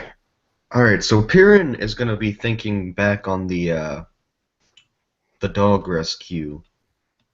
And he's going to pull out his magic book, and he's going to start writing notes. Joke. Not a joke, no. That'll be something I work on. But basically, if anyone were to like look at the notes, they're really like even for Magic, they're super super confusing. Right. And huh? Right. Go ahead. Yeah, yeah, and like the pictures are basically stickmen and then like poof and then stickmen's like on the next page. So you like an artist's sketchbook in middle school. Yeah, except like all the examples are like the simplest like he could make them. People are always stick people, and he just does basic geometry shapes. Okay, that's fine. And then like for every like shape or picture, there's like 3 pages dedicated to text. I want to look at Piran's book. I don't know why. I just do. I feel like I would have fun afternoon doing this. Yeah, you need to write this all out so we can. Minus the magic, I could easily do the drawings. Yeah. You just need to write out a whole bunch of like magic nonsense that doesn't make any sense. Like I'm writing character journals, and I feel like Piran's journals would be like sketches and then text of his day, Yeah. and then just side notes about a bunch of other stuff that don't It's mean just- nothing to anyone. like, And we no, I shot the imagine- kobold with fire, and there's all these like little lines coming from the stick figure on the roof. No, I imagine when he first met Grim, he's like, I met somebody this tall and it's just a stick man on top of another stick man. This is awesome. This needs to be a thing. And Alright, then I'll work on his character journal. one day he's writing his journals like, oh, cornbread, and just like writes the ingredients of a cornbread. He's like, I'm gonna make this one day. When I have time, I'll make cornbread today. And, actually, hey, August, Yes, can you help me out? of course. Do you're an agile guy, right? Oh no. I think so. Where's this going? This is bad. I like Don't worry, I don't need you to be a guinea pig yet, anyway. How can you, like, I don't want you to give me your sacred monk techniques or whatever. I just need little help with, I guess, agility. And, so Perrin's basically asking you to run him through a workout. You want to help? You want me to help you work out?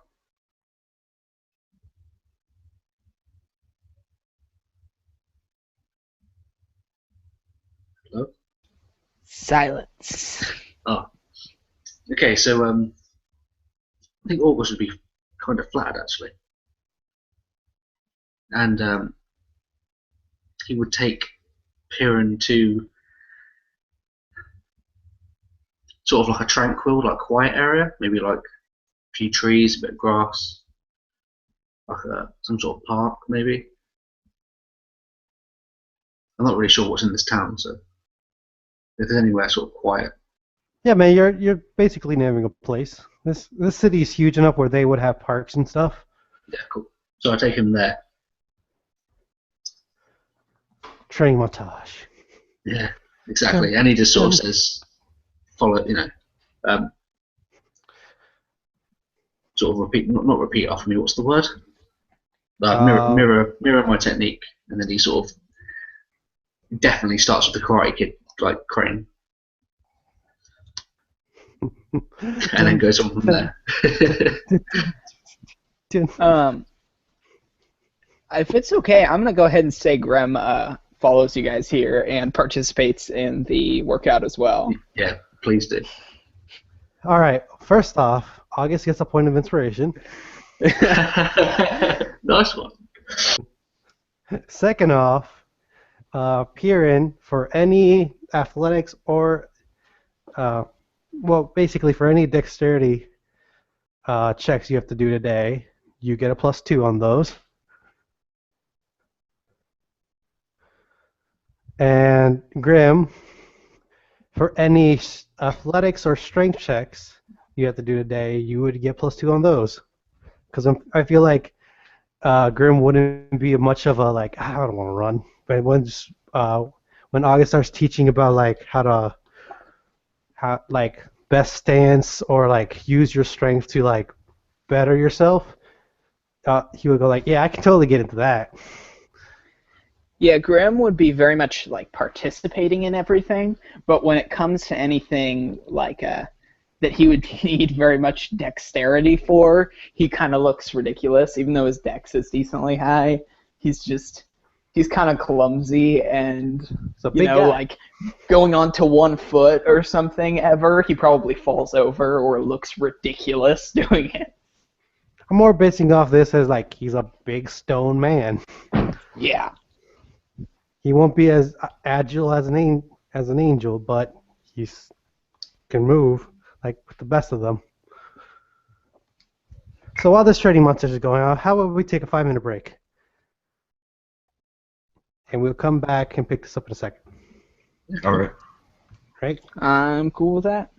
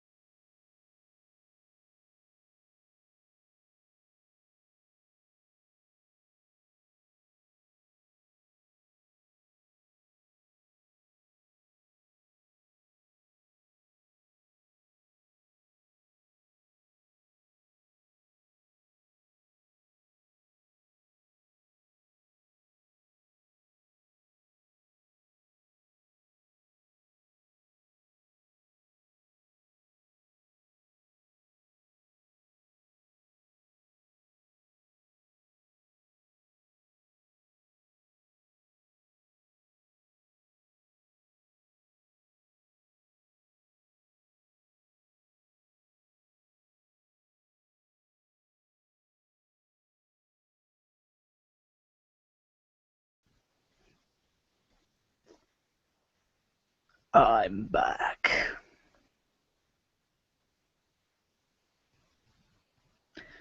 Oh, it appears I'm the first one back.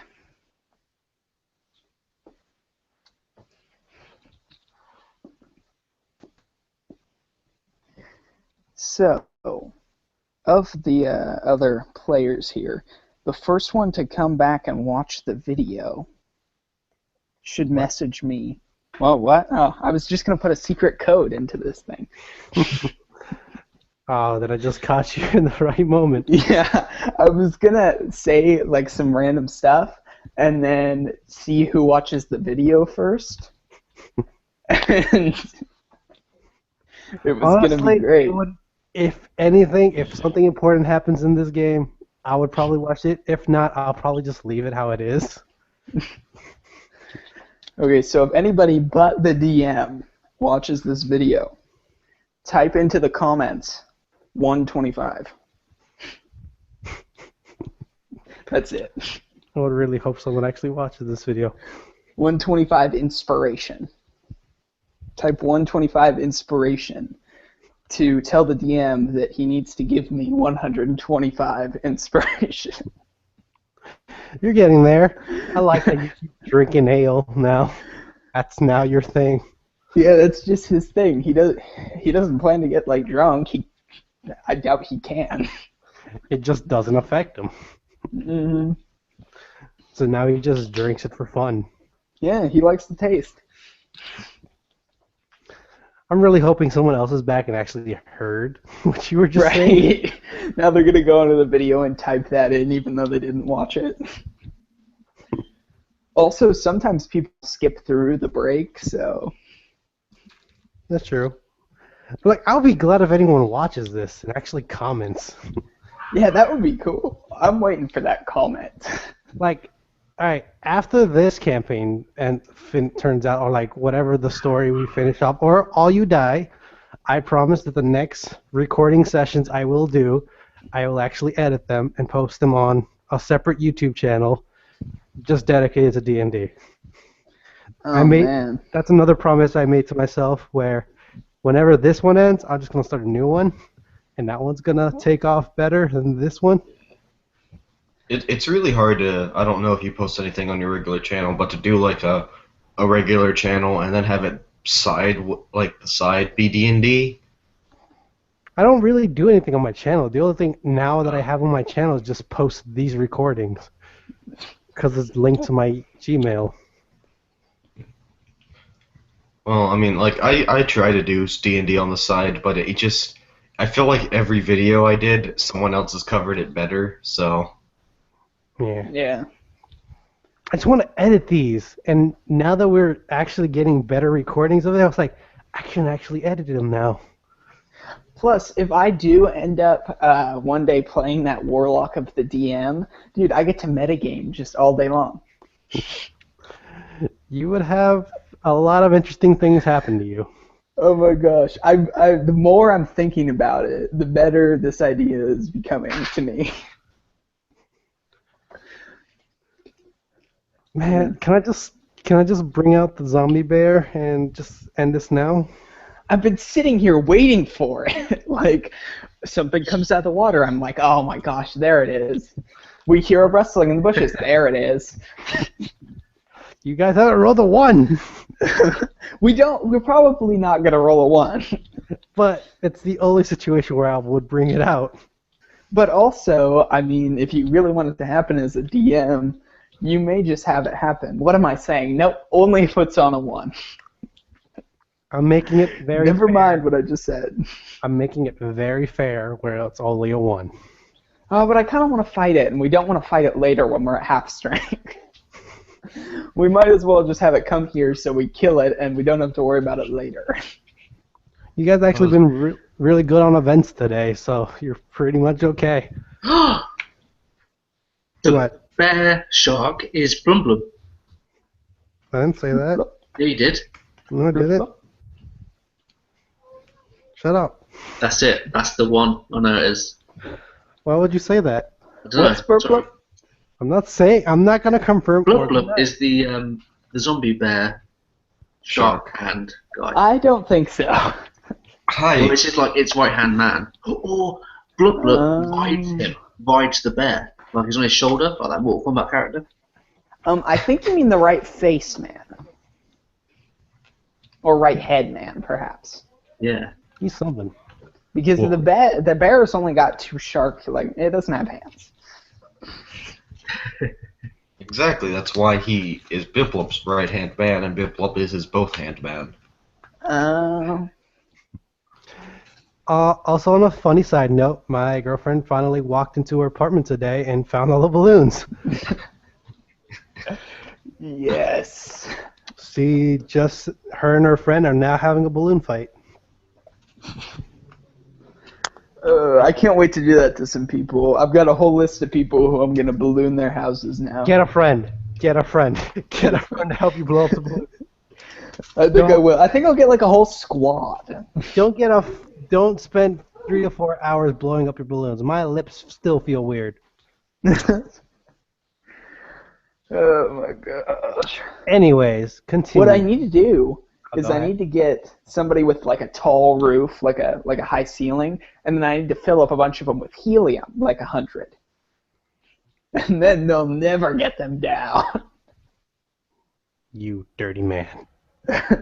Anyway, Leave them a BB gun so they can shoot them down, dude. Ooh, yeah, do that. best birthday present ever. Here, I gave you a life game. Life game. Hold on. I just closed the map. I need to open it. Okay, you guys are in Shroudmore. Training montage. You guys get your +2s and everything. Now, is there anything else you guys would like to do in this city before you leave? Finishing the trading montage, he would drink the mug of ale that was filled up. And that's about it. All right. August would buy dog food, Yeah, Oh, about this yeah. dog. like steak. I don't know. So about this dog. I'm assuming you took out the muzzle. It's actually getting better. It's like starting to sit upright. It's starting like it is sleeping most of the time, but it's just up now. It also, to describe this dog, it's a corgi. Oh, So it's little stubby legs, short. Of course it is. Kind of always happy. But it's just, yeah, it's with the group. It's like, unless you like drop him off somewhere, he's kind of just made his little corner in the cart, and it's just sitting there. So August says he's gonna buy the dog some dog food or a steak. Like, yeah, whatever dog food is, I guess, in your world. I suppose it's just meat, is it? Not just, Yeah, just some like scraps of meat. He would eat that. yeah, just like a bag of meat. Or just like, that'd be 1 gold. Just scraps, not much. Cool. They would still charge you for it, but they were like, if you're a poor guy, just take it. So, other than that, is there anything else anyone like to do? No? Cool. Moving on. Actually, Uh, oh man. Piran is gonna go up to August. Hey, I really hate to be that guy, but do you have 6 gold I can borrow? And August would be a little shocked that he was asked to give you money, but yeah, of course. Then you pull out 6 gold. And he's gonna go to the store where he first bought charcoal and all that, and he's gonna spend 10 gold. And assuming we have about an hour to kill, he's gonna an hour and 10 minutes because he's casting it as a ritual. He's gonna try to summon familiar.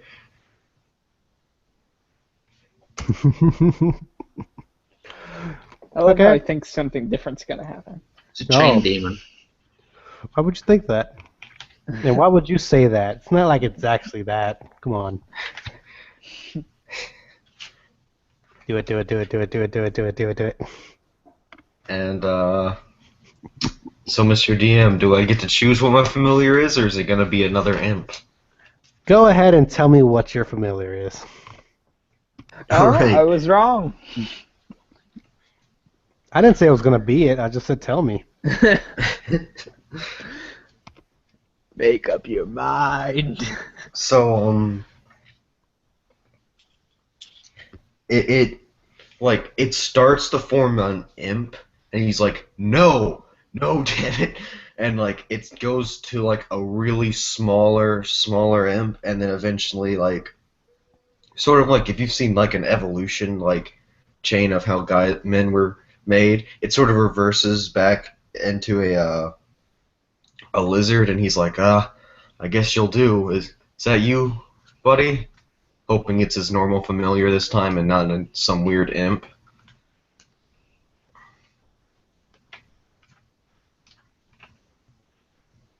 Oops, I closed something. Hold on. And then we all gained 1,000,000 XP. And That 300 points of inspiration. I was typing in the chat Animorphs, but I somehow closed the chat, so I was like, never mind then. The joke fell through. So yes, the familiar you chosen came back, and he is the exact one you left him last time.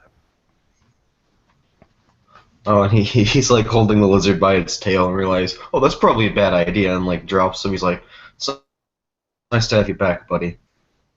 And I gotta search for a weird lizard to make my familiar.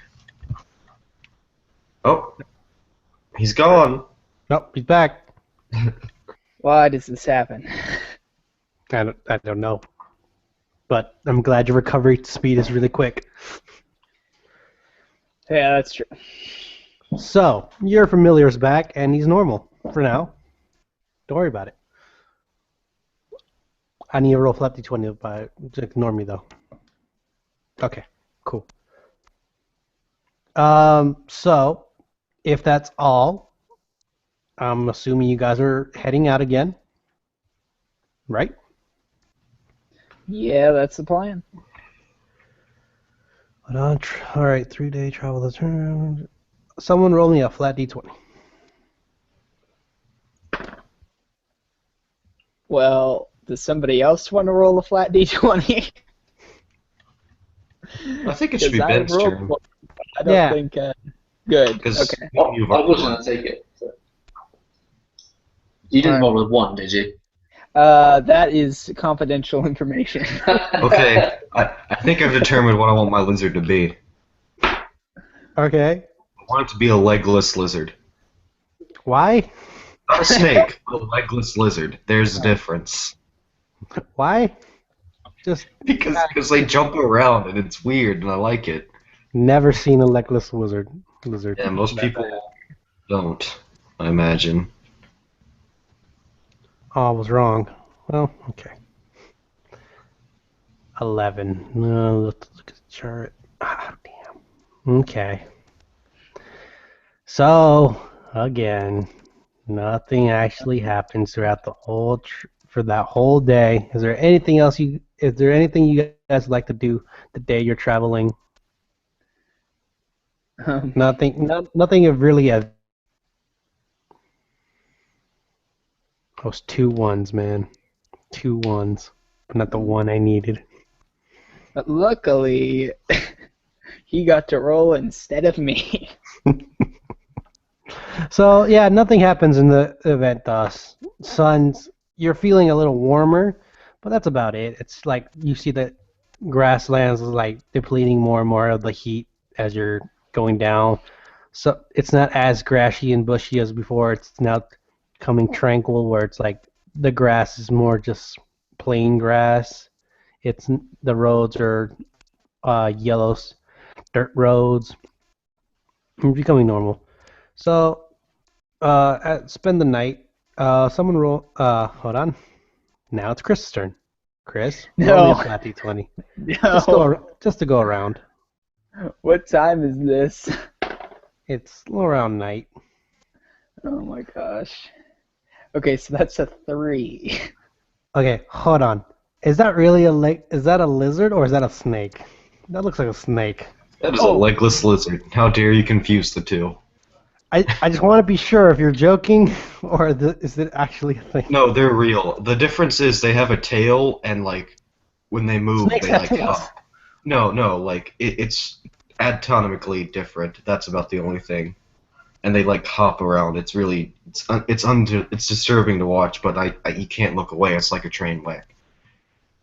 That Okay. 3 I rolled was actually a 13, just so you know. I missaw the die. You're so cute. So, pretty uneventful night. Not really much happens. You guys can sit around a bonfire or just travel through the night, talk about your past lovers, your old conquests, your blocks of cheese that you eat in Best Cheese, all that Uh, stuff. August is going to attempt to spend the night trying to teach Donatello to sit. So, okay, roll me a perception check. What? Just do it. It'll be fun. Trust me. 13. You could swear this dog just scoffed at you. Just like, yeah, okay. And it's just like lays there with his belly to the ground. What? Okay. So I roll animal handling, Okay. and I try and teach it to sit. Hey, Donatello, sit. 8. 8. So it goes like, you'd see it sigh like, and just like hop waddles over to you and just sits and goes like, and it's basically giving you a look like, happy? Cool. I'm And gonna I'm go like, back good over boy, there. and I rub his head, and I give it a bit of steak. And he goes like, cool, And thanks. August is really pleased with himself. And he's just gonna walk away. Just gonna sit in his cart, be himself. You got a sassy corgi. All right, next morning. Hope you have your spells prepared. So, Dan, roll me a flat d20. Roll a 1. Roll a 1. This is the last chance to roll a 1 anyways. 12. Damn it! There's a 1 in there. There's a 1 in there. He's not wrong. So, pretty uneventful day. Not really much. You see travelers in the road. You actually notice more people on the highway than you usually see. Sometimes you would pass like maybe one or two, maybe actually no one on the road while you're traveling the road on your cart. But today you're like seeing more and more people coming to and fro from different parts of the highway. You would walk along other carts as you're making your way to Tradewick. Like, the highway's starting to get a bit busier. It's not crazy busy, but it's getting a bit. You're seeing more and more people as you're approaching Tradewick. Is there anything else you guys would like to do? It would end the day here.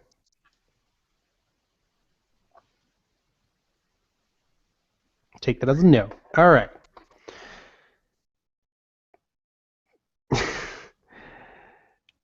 Ben, August. It's the last day. Roll me a flat d20 as you guys are entering the desert. Man. 11.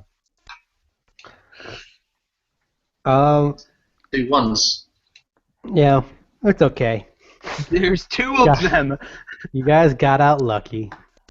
Oh man. I'm just glad I don't have to roll again. I'd probably roll a 1. How about for shits and giggles you roll for us? No, please no. Roll.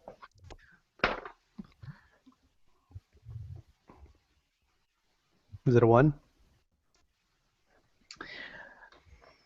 You guys are not gonna believe me. Is it a 1? Camera or it didn't happen. I swear this is a 1. Damn, Camera. damn it. Oh, fine. Whatever. I don't care. Guys, I think we need to fight this for his sake. He's gonna start crying on us. No, it's fine. I don't want you to die. Anyways, Ben, it's becoming a little uncomfortably hot as you're riding the cart down into the desert. The cart seems to be slowing down because it can't really get good traction on the highway here. Like the sand just kind of buries some of the road because the winds blow over it. And it's beginning to get a little hot as you're traveling through the desert.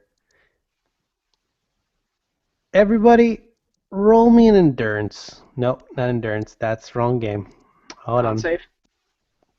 Nope, no, I won't think con save. No, I guess con save would be it. Everybody roll. Survival?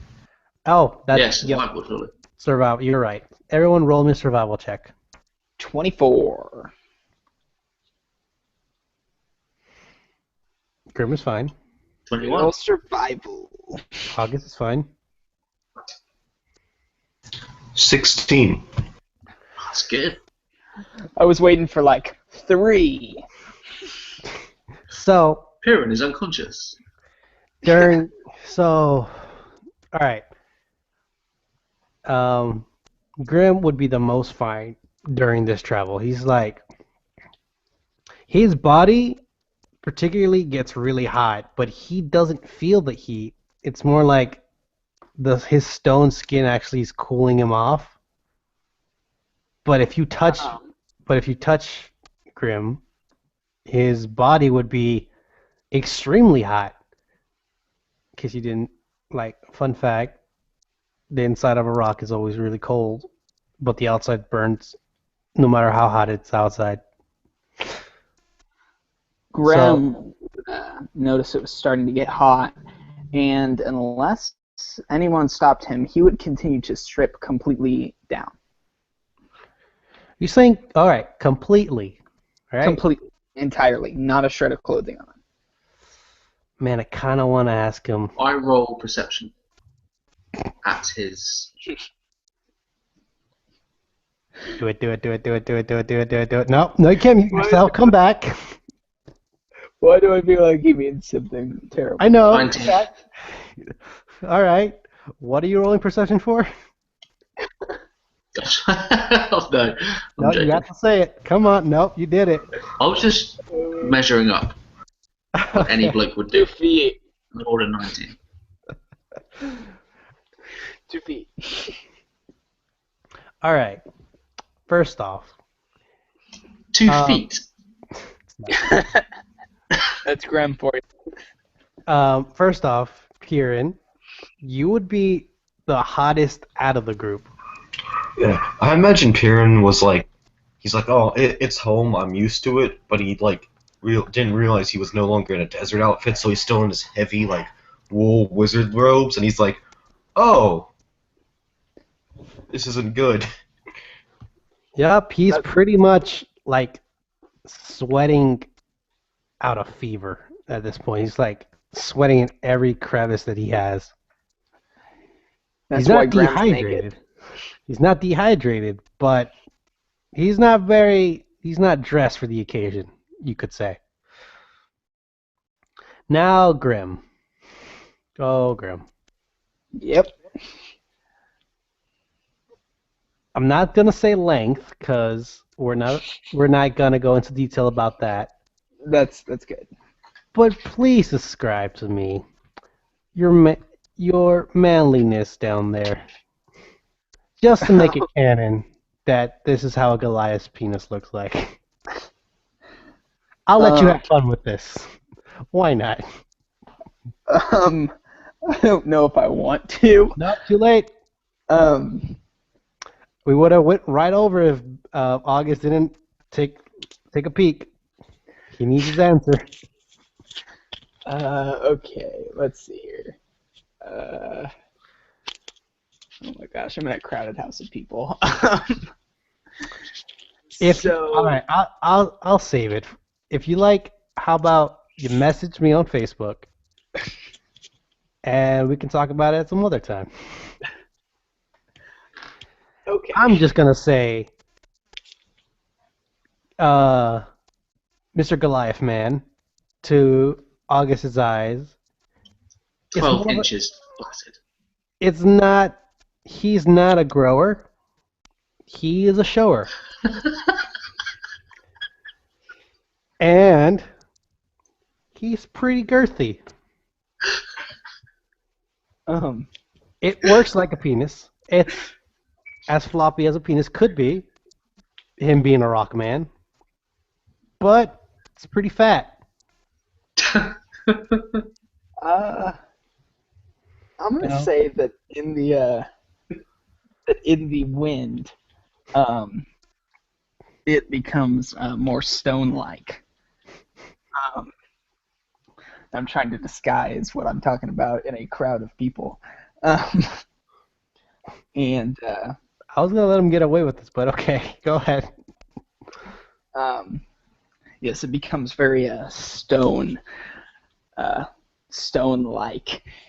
and it ends up his short spear ends up growing to a length of just under 1.5 feet. I'm gonna be honest with you, buddy. If I didn't know the context, I would still know you're talking about a dick. I know. I'm looking around and I'm just, yep. But that was kind of the intention too. Okay, that's fine. This is the problem with being in a busy house. That's okay. I was gonna let you go on without just go right along, but okay.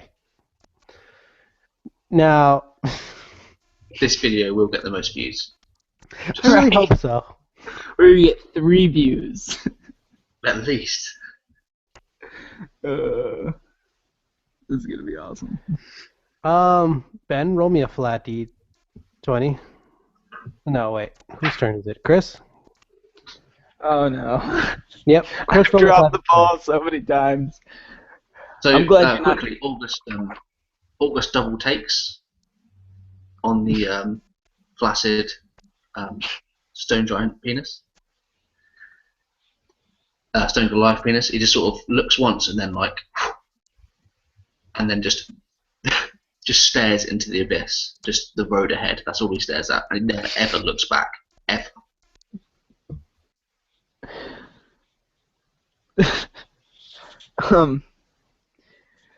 I luckily rolled better than a 1 this time, but it's still only a 5. It's a 5? It's a 5. Yeah. Yes. Oh, here we go. I feel like we'd rather fight the bear shark. Do you know what a sand dragon is? Oh my gosh. If you don't, you're about to. So I don't really, but So coming through the desert, you see a small. Everyone, roll me a perception check. It's not a high one. Trust me. 11. Because I can't 6. roll well today. 6? Yep. I feel like that shouldn't be a 6, but okay. 13. All right, running through the desert. Everyone but August would see a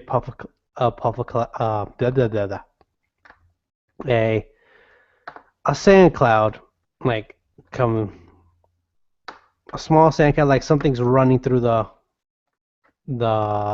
desert.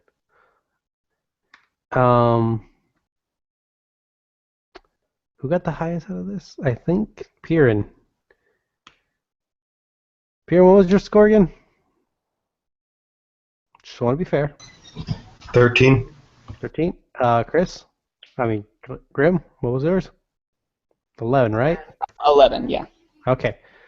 Piran would peer into the desert, and he would see and immediately recognize the pack of dogs that are charging to the group.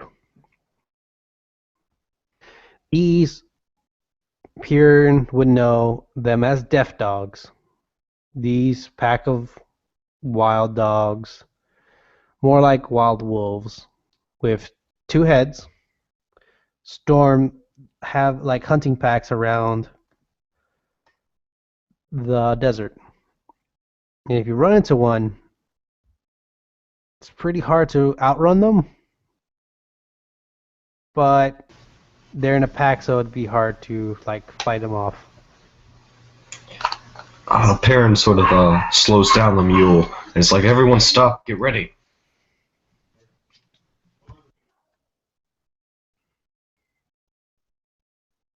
Hold on, give me one.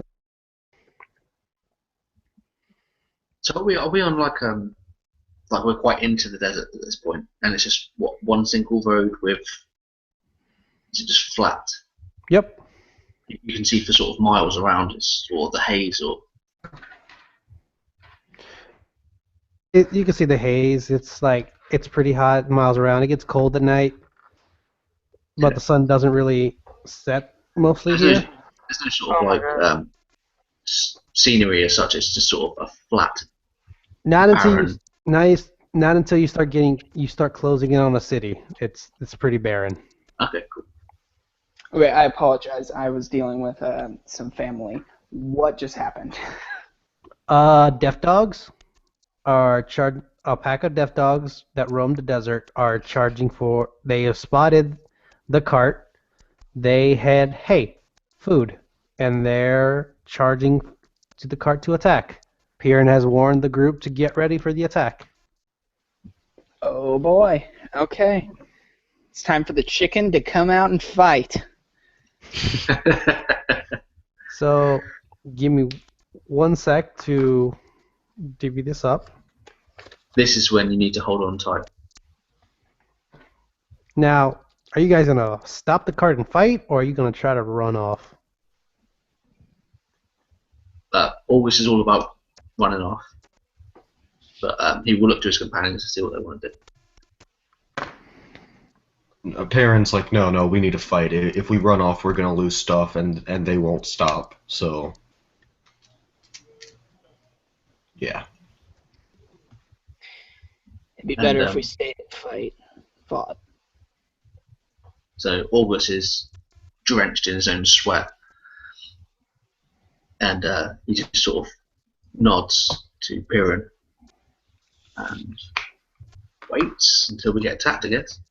Okay. Everybody, roll me initiative.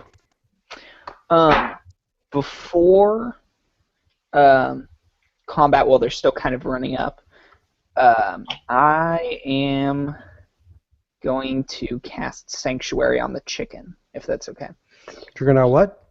Sorry, Cast you cut out. Sanctuary on the chicken.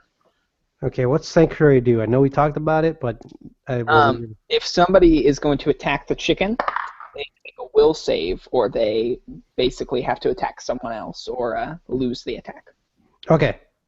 So, roll me initiative, guys. Mr. DM, Yes, sir. can you please look up the stats for a lizard? Um, Or would you? Because I don't think it's on the Normal back lizard, of the. Yeah, it's just a normal lizard. Or I could use the poisonous, or just like a snake stats if that would be better. I actually have a stats for a lizard. Not that it was gonna come up, but might have. So, lizard. Hold on. They have 2 HP and a AC of 14. All right, what's its dex? Dex is 12. All right.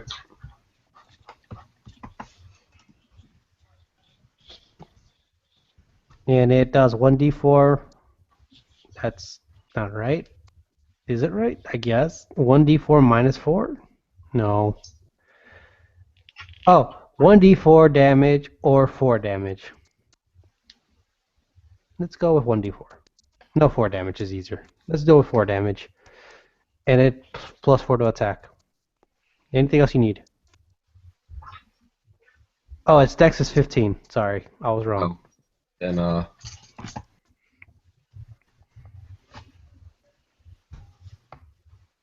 no. assume Donatello comes under the Mastiff in the player's handbook.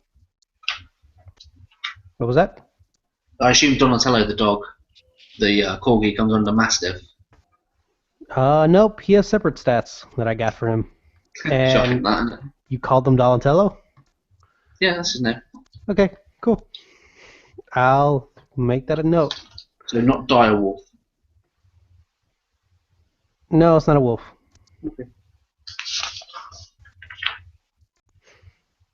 Hold on, and there you go. Where should I leave this? Oh, here you go. Donatello. So, initiative, guys. August. Oh, never mind. You guys wrote the initiative already. Okay. Didn't know. Sorry about that.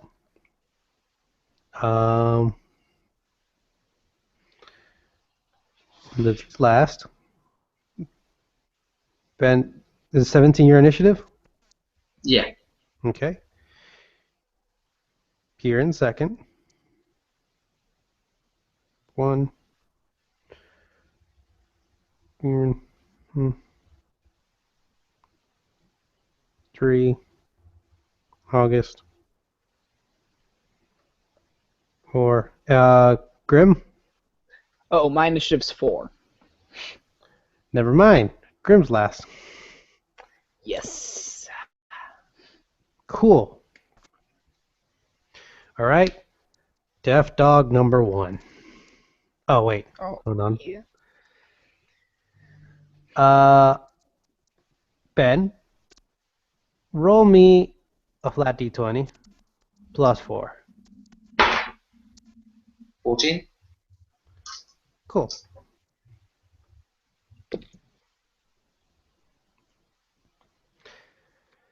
Okay, so deaf dog number 1 is going to lead the pack into charging at the blah blah blah the cart. I don't know why I forgot it, and is going to try to bite at the horse's legs because you can't for no escape.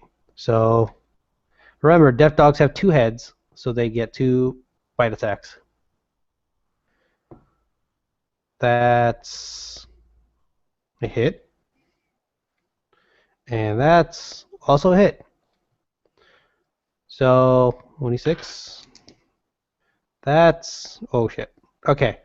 This horse is gonna get on one knee. It's pretty badly hurt. So if you wanted to escape, you can now not escape unless you want to leave this horse behind.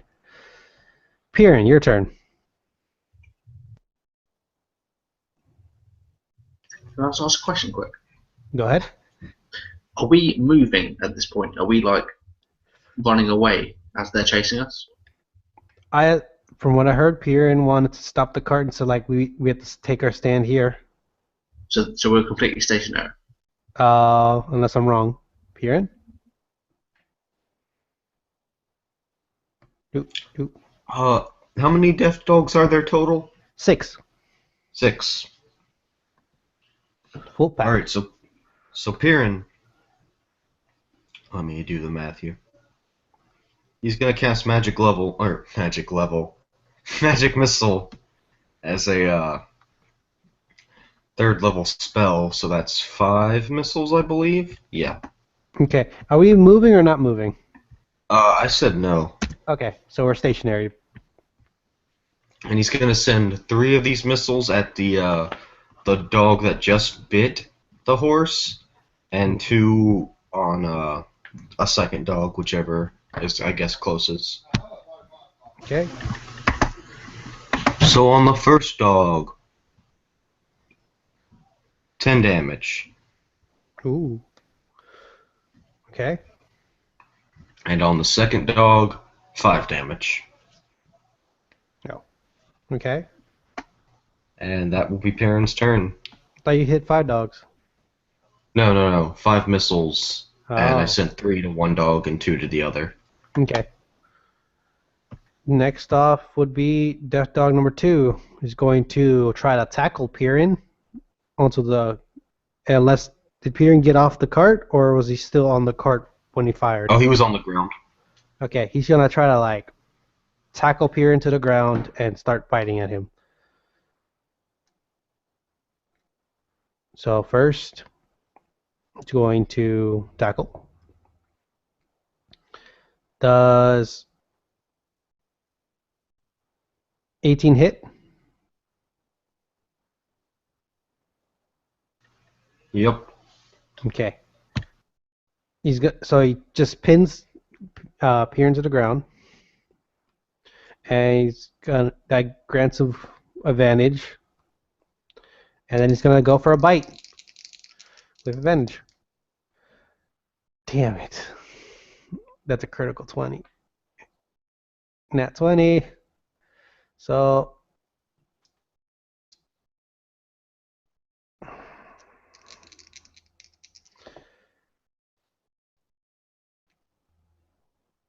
9 damage.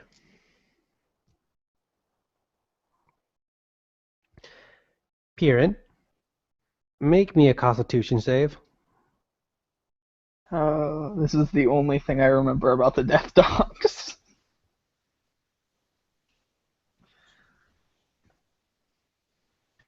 $14. You made the save. So he just takes a bite into you, and it stings and hurts, but nothing else. Death Dog number 3 is going to run after August and try to pin him as well. That's a critical 1. So I'm imagining like if dog tries to go for the bite and just August grabs him and just chucks him to the ground. And that's his attack because he can't go for the bite without tackling. August, your turn. Okay, so I will perch myself up on the horse, sort of squatted on the saddle, and I will throw 2 darts at the dog that just tried to attack me. So I have 1 in each hand, 2 darts. Oh, they're terrible. The one's 14, Hit. and the other one's 8. Doesn't hit. Good.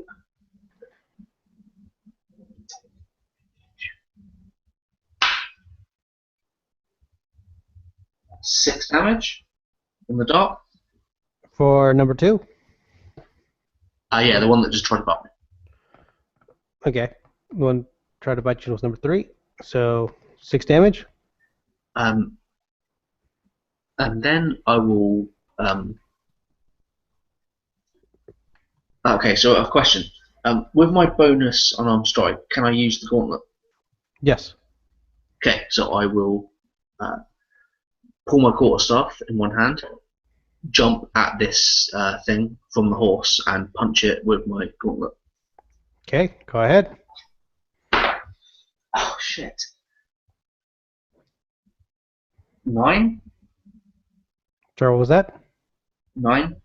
That's a miss, buddy. I will fall prone. You fall Or prone. punch the sand, like with all the power in me, You fall and I'll prone. just fall on the floor. Okay. Deaf Dog number 4 is going to seize the opportunity. Seeing August on the ground. Going to go for a bite advantage. Does 20 hit your AC? Yeah. Going for oh wait. Well, first make that attack.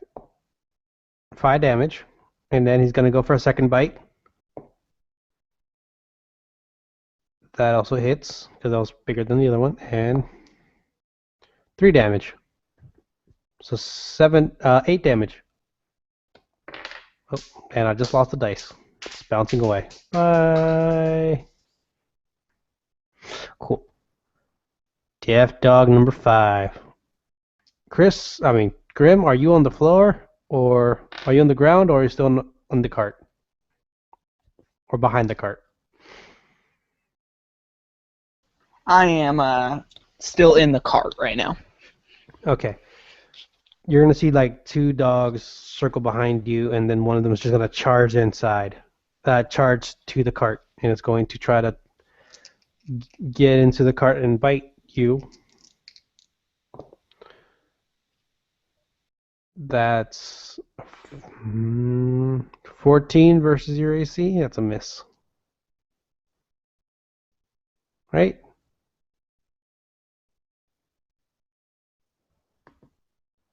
Oh, he dropped. Oh, there it is. Oh my gosh, it's like every 15 minutes. That's weird. 14 hits your AC? No, it does not. Okay. Oh, actually, I'm naked right now, so yes, it does. Oh, right, you are naked. That's gonna be bad soon. So Yeah, this is gonna be bad. But I do have my great sword next to me, so 5 damage. Oh wait, hey, August, roll me a Constitution save. and I do as well. Yes, Damn it. I forgot about that. Oh, mine's terrible. High. What's I got four? a 16. All right, Grim saves. I heard a 4 from August. Yeah, kinda. August is now poisoned. That doesn't sound good. What's it do? Well, you're more diseased, actually. It's so they're basically you start getting every 24 hours. You're gonna start getting sicker, and it's gonna reduce your maximum hit points every D10 on every failure for every 24 hours until it's cured. Temporarily. Nope. Permanently. Well, no. Oh, after you get a cure, you'll be better. But until you're cured, every 24 hours, your hit points are gonna start lowering until they hit 0. Yeah. Oh, Christ. Grim. First one miss. Well, hit, and next bite. That's gonna hit 17 flat out. Oh boy, yep, that hits. It's Naked Grim. Nigga Grim. 3 damage. Yeah. 3. Yes. And the last one was 5, right? Yes. Okay. And con save? I'm just gonna do it once. That would be unfair. Just once. Okay. Every time they attack. Because there's a lot of dogs. Yeah. Now, as the Death Dog number 6 makes for the charge against Grim, coming out of the cart is gonna be Donatello tackling this dog to the ground. Donatello is gonna use Bite. Is that the name of the dog? That's what August calls it. Ah. That's a hit. Yeah, Donatello. So that's 6 damage to Death Dog number 6. It's going to use its extra attack. So another attack. Oh man. That's MVP. another hit. So another 6 damage. Well, I need to do some math.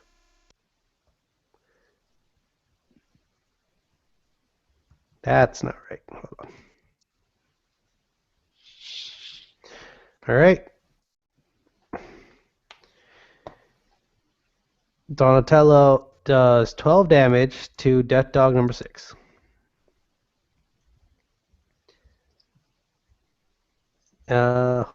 Okay. Death Dog number 6 is going to try to bite back. One of its heads hit. It's gonna do 6 damage. Oh, right. Oh, no, he's been healed. It's been a couple of days. So,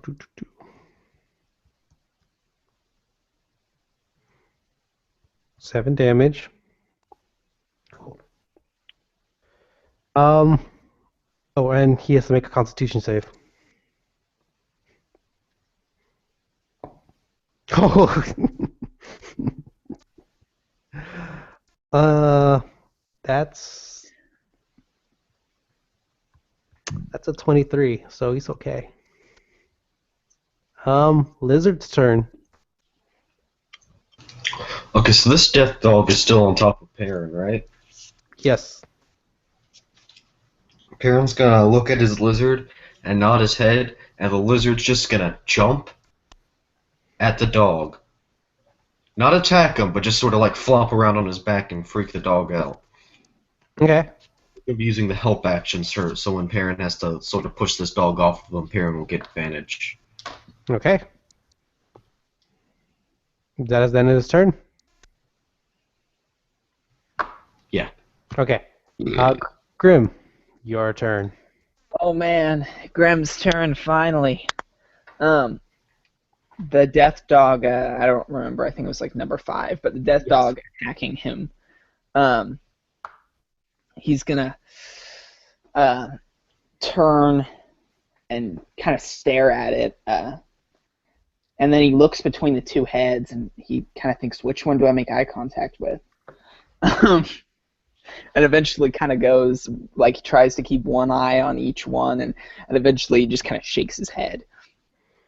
And then he's going to say, yeah, I'm going to need some help. And he is going to say, Grandfather, could you give me a hand? And the weasel is going to kind of come out of his pocket and fall and run towards the death dog, and then kind of hop into the air and extend. And before your eyes, the weasel becomes this glowing sword, this shining steel, beautiful sword, and that's him casting a spiritual weapon. And now the spiritual weapon is going to attack the death dog. And that crits. I was really nervous if you were gonna say, and that's a 1. I was gonna like, that was such a good description. It was gonna fail. That's a hit. That is 8 slashing damage. As the weasel sword cuts into the thing's back. And then Graham still gets to attack, and that's a 15 to hit. That's a hit. So he's going to take his great sword off of the ground, or off of the cart, and say, now I'll help you out, Grandpa. And he does 10 damage to one of the thing's heads.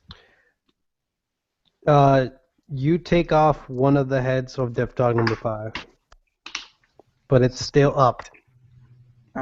It's also on one knee. Now, I want to be fair. If you would like to take a full action to put on your gear on your next turn, I'll allow that to happen. I think he's just gonna fight naked. Okay. I will allow you to use your other sword as an improvised weapon. Wait, are you saying what I think you're saying?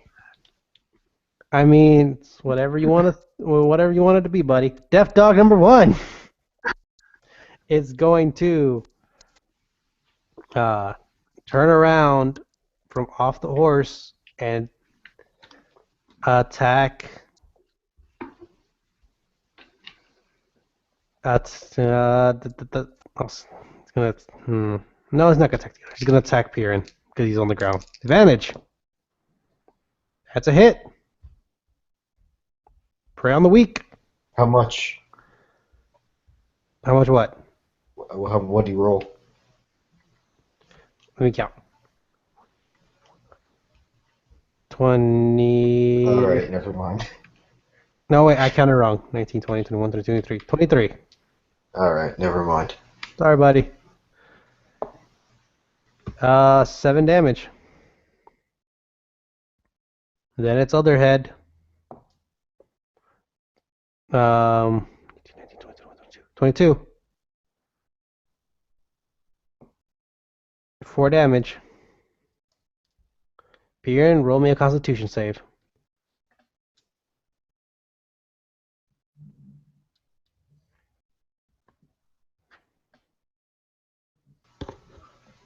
One. Piran has deaf dog disease. All right. Next up is Piran's turn. Got two dogs. You got one dog on you, and the other one's just biting at your shoulders and legs. All right. So Piran, but like without getting up at the dog on him, he's just gonna cast. Oh wait, no, never mind. He's gonna use. Is it gonna take my action to get this dog off me with an athletics or whatever? Yes, it's gonna take an action. All right then. You can use it as a bonus action. Oh yeah, that's fine then. Then with advantage, I get a 15. Okay, that's enough to take him. Wait, hold on. Yeah, that's enough to take him out. Take him off. And then he's gonna cast Firebolt at that one. Okay. Or actually, which one just attacked him? Deaf dog number 2 just now attacked you. Deaf dog number 1 just attacked you. Deaf dog number 2 had you pinned. And you just Alright, threw him he's gonna attack the one that had him pinned off. Okay. with Firebolt. And that's a 21, I believe? Hits. Okay.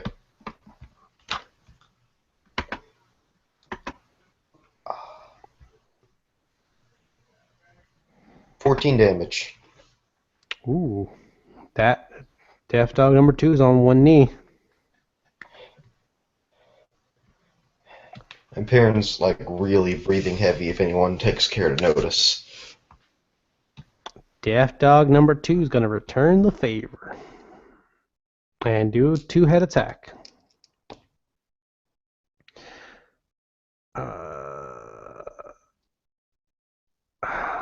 They both hit.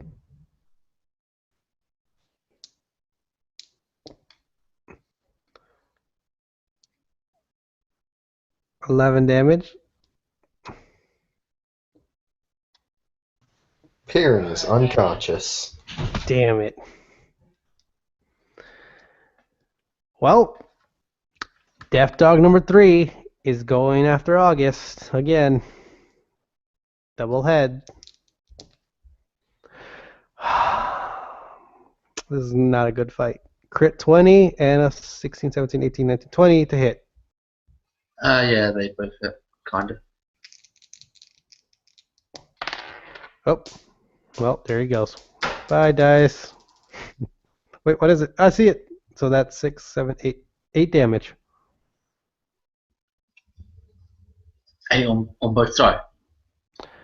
No, just 8 in total. Cool.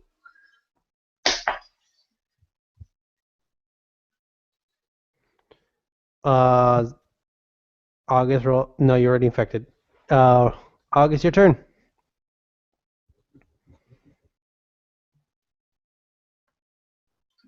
So I'm prone. Yes. Is that like how do I get up? Is that a full movement? You use or... your move to get up. Okay, so I'm going to use my move to get up, and as I do so, I want to perform a stunning strike. Oh no, wait. Sorry. Rules, 1 second. It says when you hit another creature with a melee weapon attack. Does that mean... When you hit it, yes. Is that unarmed as well? Melee would be still unarmed, yes. Cool. So I'm going to try and... so as I get up, I want to punch this thing. I want to do it. I want to punch him twice as I get up. Oh, good. One's 22. Hit. And 21. Also hit. So one I imagine will be the gauntlet, so that'll be 2d6.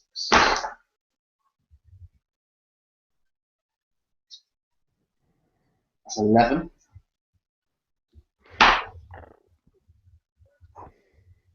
What? So 11 and 9 damage. First on. Hold on. Death dog number 3, right? Uh-huh.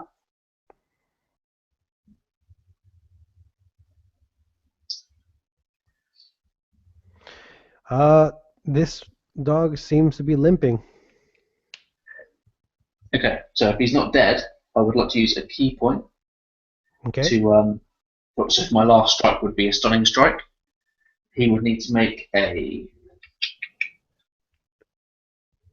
Constitution saving throw, or be stunned until the end of my next turn. And my saving throw would be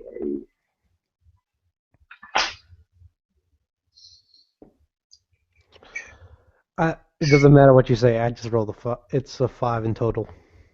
that's terrible. Yeah. So he's stunned until at the end of my next turn. Okay. Death Dog number 4 is going to continue the attack on August. Both 14 hit, No. then they both miss. Donatello is going to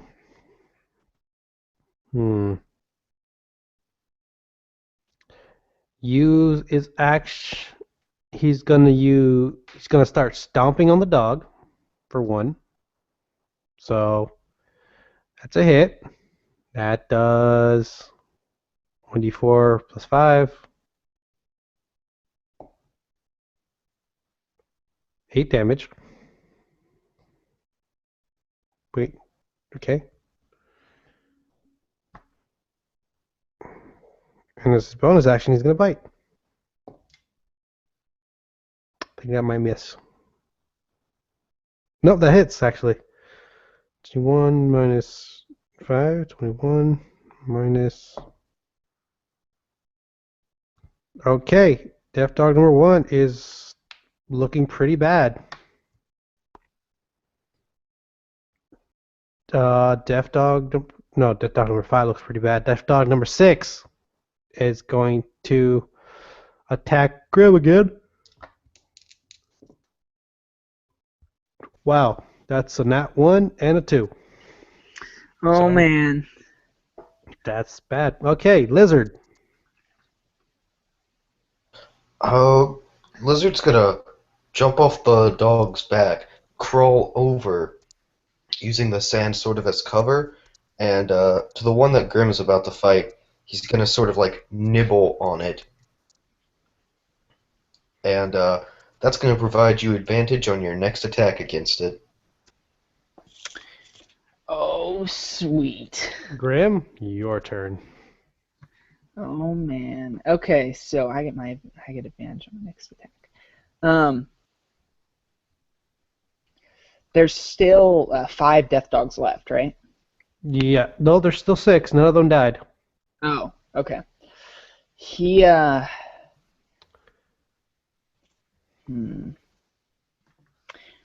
Would my spiritual weapon count for that advantage?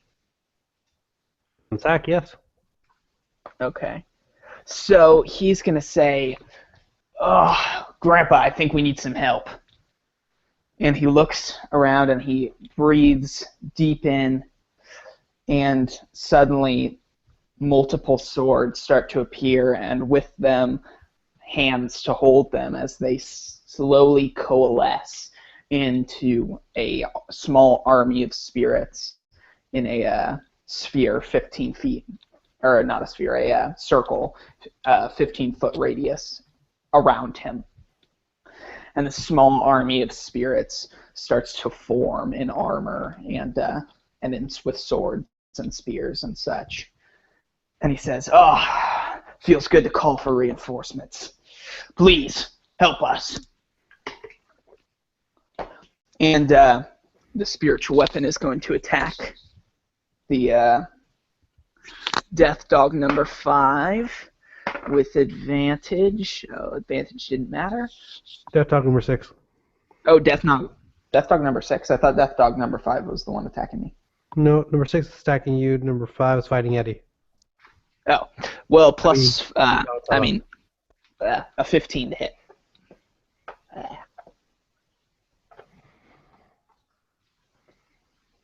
Does a 15 hit?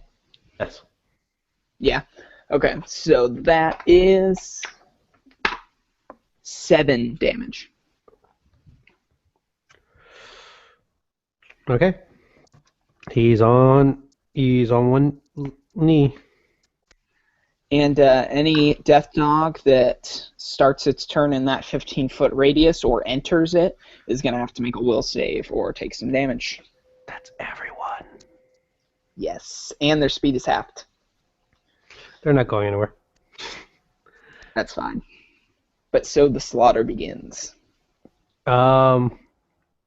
Everybody except for Piran, roll me a perception check.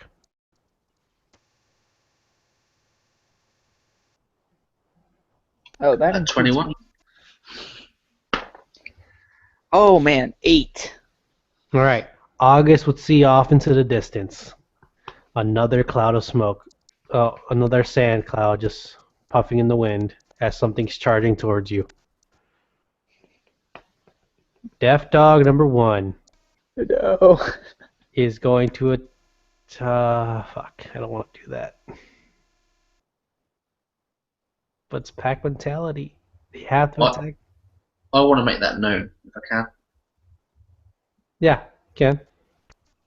That death dog's going to take some damage if he doesn't make a will save, though. Yeah. Okay. Kill him, kill him. Does 17 make it? Yes, it does. So he'll take half.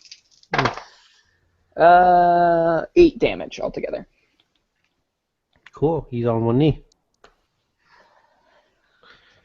I don't want to do it, but I feel bad. Death Dog number 1's going to attack Piran. Isn't Piran down? Yep. Oh no. Oh, So close to his Doesn't- home. doesn't With a that mean heal. I just take a fail on the death save? Don't they just attack you on the ground? No, I think I just take an automatic fail on a death save. Oh, So that's much better then. Never mind. also melee attacks, I believe, automatically crit you in this state. But I could be wrong, which is 2 failed death saves. But I could be wrong. How about this? I would be Skip fine with and 6 Dead. How about I just give you? How about every attack gives you a death save? Oh, That okay. seems Like every time they attack you, not like their double heads will count as one. Okay, yeah. I was like, well, all right, thanks. No, it's like every time you get, because you have 2 dogs on you, so that'll be 2 death saves already. But they do still have to hit. Yeah. Oh, they do? I think so. I don't know.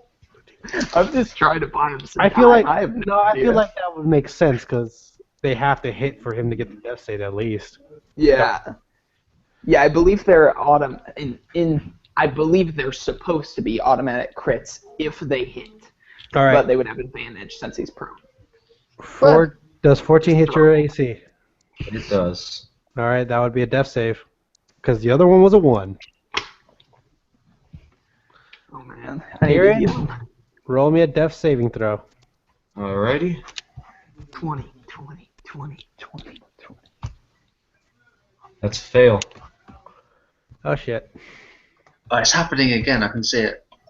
Oh my gosh. Okay, I need a diamond worth 300 gold pieces. Give him health, man. He goes last. I'm scared. I'm so scared. I could revivify him if I had a diamond worth 300 gold pieces. Paul, out of But then character, do I have a diamond worth 300 gold pieces? Nope. Definitely not. It's okay. He And a missed. merchant comes along. 11, 12. What's your AC, Piran? What did you roll? 11. Ha ha ha! My AC's higher. I wanted to be sure. I rolled 2 7s. 7, 8, 9, 10, 11. Yeah, 11. Want to be sure. I should go play the casino. Why do I feel like his AC's 12? Is it 12? 13. I have a ring of protection. All right. Oh, nice. Good. Death Dog number 3 on August. Double head. That's 2 5s. So 5, 6, 7, 8, 9. That's not gonna hit. I like these double 5s. I like the doubles I'm getting. August, your turn. Oh, and your perception check, you also would have noticed Piran's on the ground. Yeah. I want to get to him as quickly as I can. So there's an incapacitated dog in front of me, He's stunned, yes. and there's another one attacking me. Yes. Correct? Yes. Right. If How you far is Piran away from me? this cart's not like the cart's the size of a couch. Like And he's near the cart, like. yes. Like you both got off the same side. He's just a bit farther than you. Okay, Like so I 5 feet.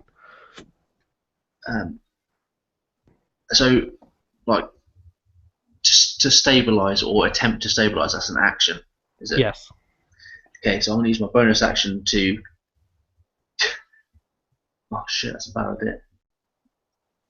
You can We'll move do it anyway. You can disengage with a move. That would not have a dog attack you. And that would make you reach Piran. Yeah, so I'm gonna use disengage. Yes. That's I'm your going move. to backflip over the cart, and I'm going to try and stabilize or whatever on Piran. Oh, wait, real quick. Saving throw for Death Dog number 3. For that's 16 that hit. That's he only takes 8 damage or whatever you roll, half damage. Pardon? For Oh. Grim. I forgot. Have any other death dogs went? No. Okay, and what was the save he made? 16. Oh yeah, so he makes it. So he's gonna take half of 19, so 9. Okay. He's almost. He's looking pretty bad.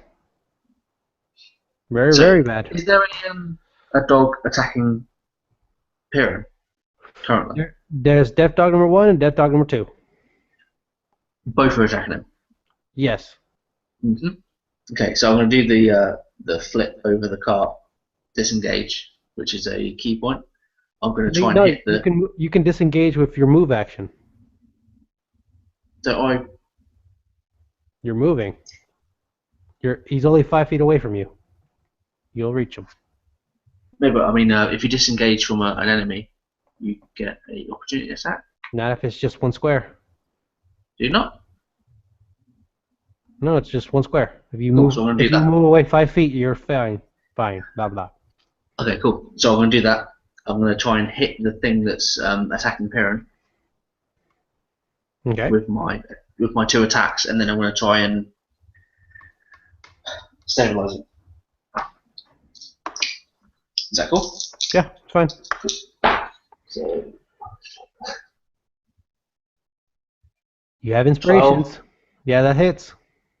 okay, 12 and a 13. That both hit. So one's a gauntlet and one's not.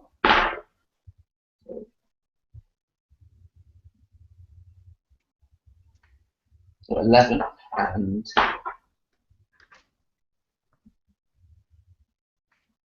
so 11 and 6 damage. Just on 1. He's so close. But he's still standing.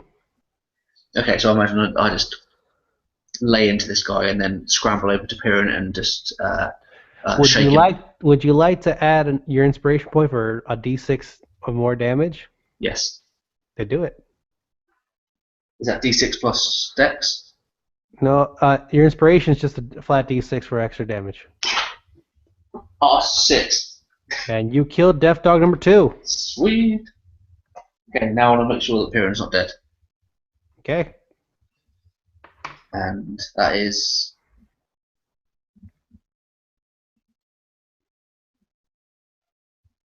Do I have to roll for that? Or? Oh, you have to roll for that, yes. Medical. Medicine. Oh, I'm so sorry, man. As much as I hate to say it, you couldn't because you attacked already. He's, Believe me, no one wants Perrin up more than me. But oh. No, Yeah. no. He used his bonus action to do his multi attack and his standard action. oh, okay. My Medical. bad. So what was Is that it? okay? Is that because I get 2 attacks if I attack, and a bonus action to attack, Uh, and I But you attack can- twice. You're talking about the flurry of blows, right? No, it's just an extra attack. It's just if I use my Oh. attack You get action. 3 If I if you use, attack normally. Flurry of blows can get him up to 4. yeah, Oh my gosh, monks, dude. yeah, it's too much maths actually. yeah, you're fine. Way before fighters can get level 4 attacks. Yeah, you're totally Fighters. fine. You can check him. What was it? So basically, it would be my bonus action. Would be to stabilize him, check him, try and help him in some way. Yes. So I can still do that. Yes. It's irrelevant because I rolled a 3, which is a 6 overall with medicine. That's not gonna make it. Okay. Close. Would you? How many inspiration points do you have left? 2. Would you like to? Yes. I'm curious, can Perrin give him an inspiration point for this? I homebrewed it for yes. So Perrin might want to do that. That would require Perrin to have inspiration. You all got 3 the other day. Yeah. Oh yeah, we did. Yes, you did. I didn't mark that on my sheet. I think Well, I'll since you save didn't that mark, from. you don't have it. Can you use inspiration on death saving throws? Yes, you can. I think I'll keep it for that. Yeah. Okay. Yeah. So I imagine that so if I'm going to get an inspiration from Grim, that I would be shaking Piran, and I wouldn't have a clue what I was doing. I'd be slapping him, and I would seeing what Grim has already done, healing wounds, and I would just scream, "Help me! Help me!" And Here, I thought he was gonna just start shouting, "Get up!" Just like Grim did. Get up! It's not that bad. I would look at Grim and shout, "Help me!" What do I do? Grim would look over for a second and he'd kind of scratch the back of his head just for a moment and say, he doesn't look that bad. Perrin, get up! But he can't actually cast healing until his turn. So. Are you giving him your inspiration? No, I'm not actually going to give him my, well, yeah, sure, why not? I'm never So, going to use I'm going to use my inspiration, but I get inspired because Alright. you screamed that at me. Okay. And hopefully this is good now. This is quite 56. You're very close. shocking. Oh mate, it's 11. 11 hits. That Yes! stabilizes. You have to hit 10 to stabilize. Sweet. Okay. Yeah, I slap him as hard as I can across the face. He'll still be unconscious. As long as he's not dead, it's fine. Yes, but he'll be unconscious, but he'll be stabilized. Grim just shouting at everyone to get better. We got the best healing. I slap him in the face to stabilize him. Death Dog number 4, seeing that his prey got away, is gonna chase after him. He's gonna try to pin August. Oh shit. Oh, wisdom save. Thank you. So I'm gonna use this as a wisdom save, and 19 makes it. Okay, so he's going to take half of 9, so he takes 4. As one of the dude's spears kind of goes across the top top of its back. Okay. Okay, now he tries to pin August. That's better. 10 does not hit your AC. So that's his move as his attack. Death Dog number 5. Saving throw. That's 12. Oh, that fails. He's gonna take. Oh my gosh, he's taking 10. That was Death Dog number 4 or 5? I forgot. If it's 5, Ah. it's dead. If it's not, I think you said 5. Because I think 4 just attacked the monk, right? yes, you're right. So there'll be 5. Number 5 is dead. Okay, so a longsword pierces through one of the thing's heads, Oh, and it just kind of That's a- falls down to the ground. that's attacking Eddie. I mean, Donatello. I had a name placement for Eddie, so that's why I keep saying Eddie. Like Eddie the dog. I should probably change. Guys, let's remember that. Yeah, I guess Donatello's going on his turn. Is going to get up and charge for Death Dog number 4. It's going to bite its neck. That's a crit 1. It missed. Death Dog number 6 is going to double bite Grim. Oh, saving throw. So that's 4, 5, 6, 6. Just failed. That is a fail. So he is going to take. Oh, there we go. 20 damage. You serious? Yep, that's 3d8. That's Seven, exactly seven, what he six. needed. He's dead. All right. So yeah, 2 of the ones just kind of run into them using their shields, and you hear a snap from the dogs as they take their swords and pierce a couple times into its skin.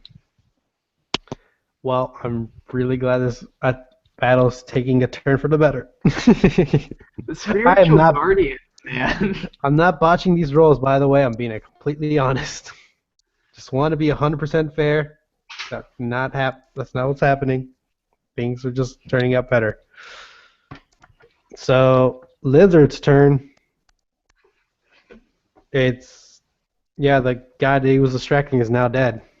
Yeah, Lizard's gonna crawl back crawl back over to Perrin, and it's gonna launch itself at the wolf that is now in range of August. And August, you'll have advantage on death save, or not deaths, attacking it. I'm gonna go with placing on Death Dog number 1. Yeah. Because Death Dog number 3 is stunned, and I feel like it would be a better use of it. Grim, your turn. Oh man. So rules question. Go ahead. Technically, I can't use 2 bonus actions in a turn, but could I use a bonus action as my action? So, like, could I, even though Healing Word is a bonus action, could I use my action to cast it, basically? Yes. I want to say yes. Because... I feel like it makes sense. It's actually taking up less time than my turn. Well, here, the description of bonus action that I have, it says it uses class features, spells, and other abilities that specifically state that it may be activated with a bonus action. Never mind. Just read that. You can only perform... Yeah. So could I give up my action to use another bonus action, basically? yes. Okay, perfect. So I am going to cast... I feel like that would be easier, right? Yeah. Bonus action is quicker than an action, as far as it says in the spell part, at least. So I'm going to cast Mass Healing Word, and everybody... so the lizard, the dog, us 3, and I think and the chicken, in case it's damaged, are all going to heal 7 hit points. And then... Wait, hold on. Repeat that again. I want to make sure all of my allies, because I think there's not even enough. Then Piran would wake up. Yeah. Okay, just wanted to be sure. Piran's now awake. And he says, "Get up, all of you! Your wounds are just not that bad." And he's going to actually get a little bit angry, and he's going to look to his spiritual weapon and kind of look at how many death dogs are still alive. Which ones are? Death Dog number 1, Death Dog number 3, and Death Dog number 4. Okay, so he's gonna command it. Which ones are attacking? There's some attacking Perrin, right? One is attacking Piran. 3 is attacking. 3 is attacking August. Number 4 is in battle with Donatello. Okay, so he's going to command it over to attack number 1. And that is that's kind of low. That's a 15. Hits. Okay. And that's 8 damage. Cool. And that is the end of his turn. And on 8 damage. Math. 9. Okay. You can do it. I don't know why this is so hard. That would be Death Dog number 1.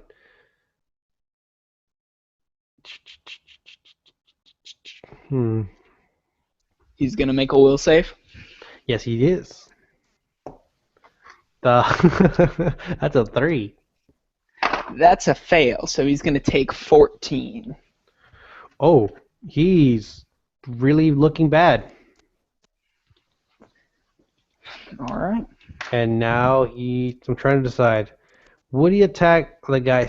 No, he would attack the guy still on the ground. Yeah. Or would he help the dog against August? I feel like he will attack the guy on the ground. Yes, he would. All right. He hit. Oh, wow. 16, 17, 18, 19, 20. 20 versus...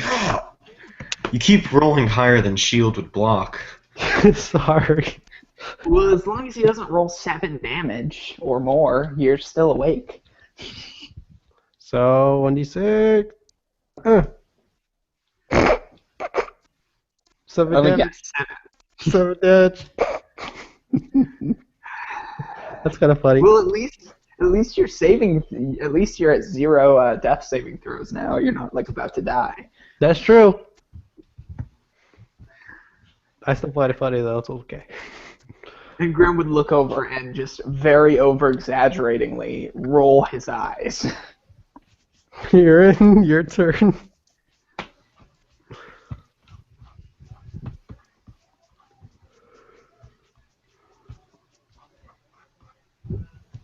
And here I had I don't want to play this game anymore.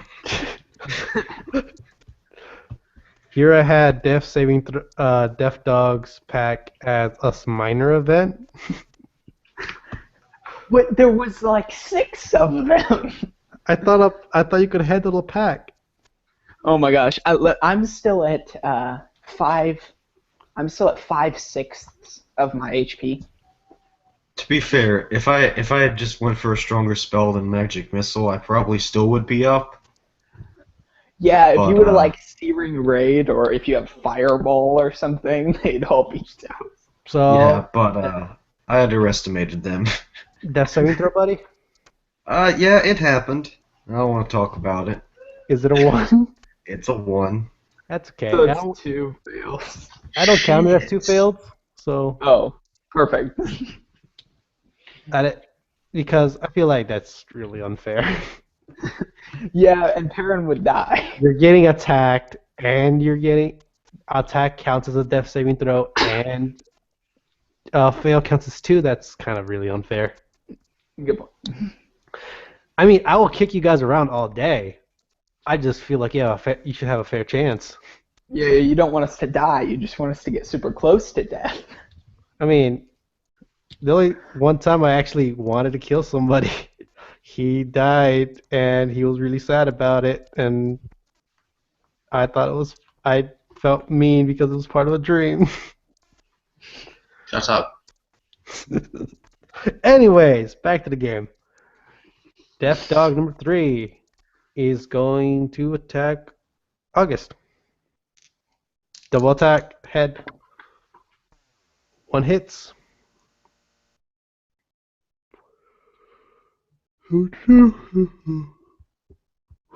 5 damage. August, your turn. Oh, wait, hold on. That's a 9 on wisdom saving throw. Oh yeah, yay. Okay. So he fails, so he takes 18. August, that damage doesn't count because he's dead. So forget that damage I just told you. And August, it would be your turn. Cool. So what is it exactly happening around me? Appearance on the floor again. Yes, Death Dog number 1's on top of him. Right. The Death Dog number 3 that was about to attack you just got speared through the back and Sweet. died. And Death Dog number 4 is in battle with Donatello. Oh, Donatello. Don't worry about it. I'm going to pull the dog off Piran. Okay. So I imagine that I sort of grab him by the scruff. Sorry? Are you grabbing him and throwing him off, or are you attacking him to make him go away? No, I want to. I'm asking because you grabbing him and throwing him off would be a strength of athletics check, which would be your action. I want to. Now, if you kick him away, that would be attack. I want to pull him off. I want to pull him off to the floor, and then I want to attack him. Could I use my action to put him prone with an? Oh wait, Dan's right. That would. I mean, the way you're describing it's an attack. It would be an unarmed attack, but it would be an attack. Yeah, so I want to put him to the floor. Put it to the floor and punch him? Yeah, basically. Okay. I just want to make sure. So how do I do that? Well, first attack, and then do the thing. Just unarmed attack. So unarmed attacking. Yes.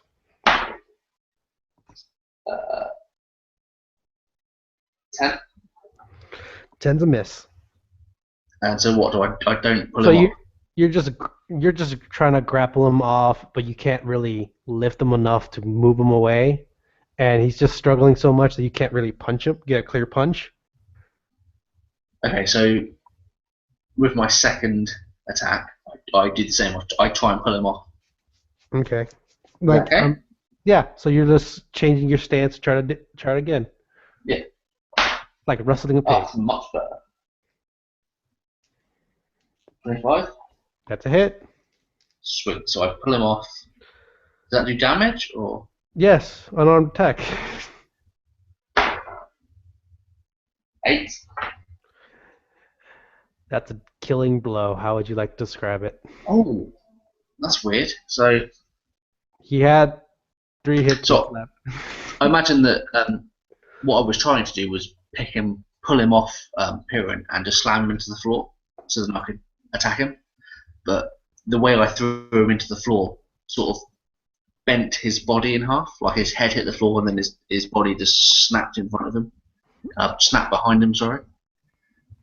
It's really sad because it's a dog. But I did it anyway. It's a demon dog. It has Yeah. 2 heads. I snapped It's his spine. covered in black, and it poisoned you. It's okay.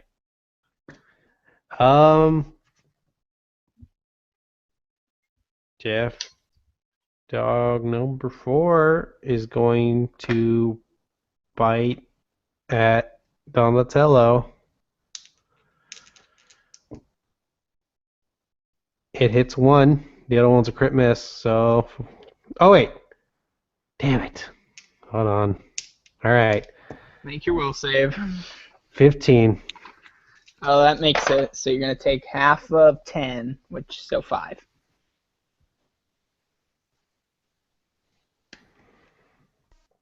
He's on one knee. All right. So that's 7 damage to Donatello.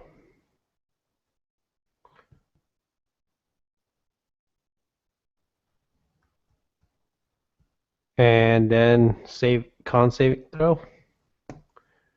Jesus, crit 20. Okay, cool. So he's fine.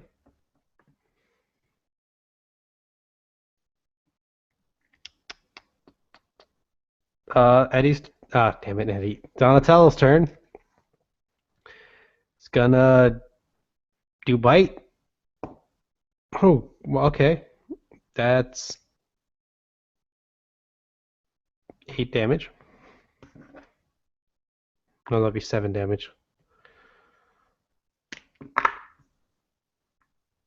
Then another attack.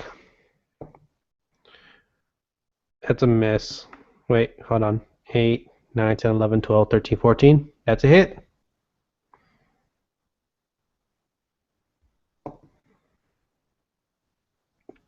Uh,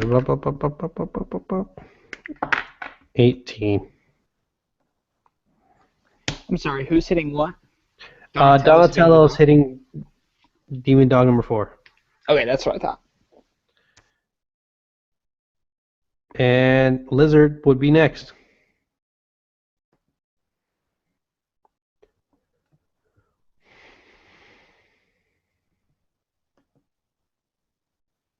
Lizard Dan, Lizard.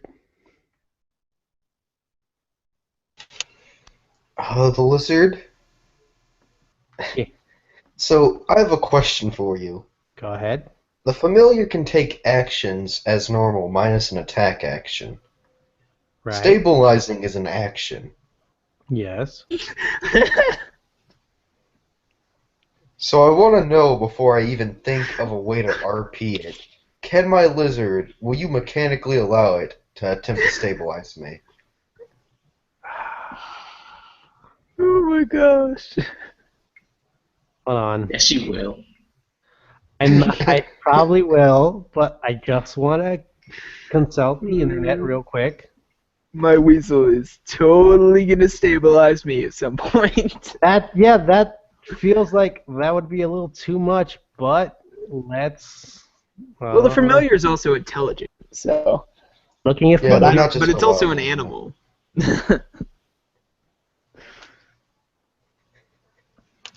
Hold I'm on. just saying, more probable than the weasel, but.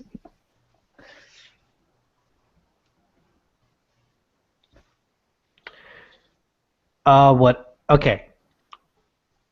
If the master has taught the familiar a specific skill, it can add to its a specific skill. It may use that skill in any skill check with its own ability modifiers. So unless you taught your familiar from the start to when he sees you down to come help you and stabilize you, he could do it. I'm going to say Perrin hasn't taught him yet, but that idea is now in his head. Okay. I want that to be just everyone can be known that I would have allowed I feel like I would allow it, but I needed to just give it a little help. I understand. So, to one of the remaining death dogs, distraction, and whoever's closest, I'm unsure of position, will get advantage on the attack. Actually, is Donatello still fighting his? Yes. The lizard's going to help him out. Cool. Grim, your turn. So there's just one death dog left, or there's two? Yes, you're witnessing a dogfight. Okay. One has He two heads. considers just standing there and watching this play out, having full confidence in Donatello. But then he's gonna realize, oh, I haven't even gotten a kill yet. Stupid. Well, that is true. And he dismisses the spiritual guardians, and he's going to go make a great sword attack against this dude. Wait, before Start you do, make it as them. What? before you do, Yeah. have you seen? I'm not saying that you real thing, but you've seen dogs fight each other, right? Yes, but At not least like at a park. trained. Yeah. At least at a okay. There are nose to nose. I will count this. If you miss, you're hitting Donatello. Oh shoot! Does a 14 hit? No. Does a what? Does a 14 hit? No, it does not. Oh no! That's inspiration. I Oh, give wait. him my inspiration. Hold on. It does hit the Death Dog. I'm sorry. Oh yes, I yes. meant that it doesn't hit Donatello. Okay. So that is 11 damage. Okay. Is he dead? No, it's not. He's gonna say, "I gotta keep going," and he's gonna use his War Priest ability to take another attack as a bonus action. That's 25. That's it. Oh no, one of my dice. Where'd my die go? Oh, there it is. Oh man, that is, what is that? 14 damage. That's a killing blow. Yes. Would you like to describe?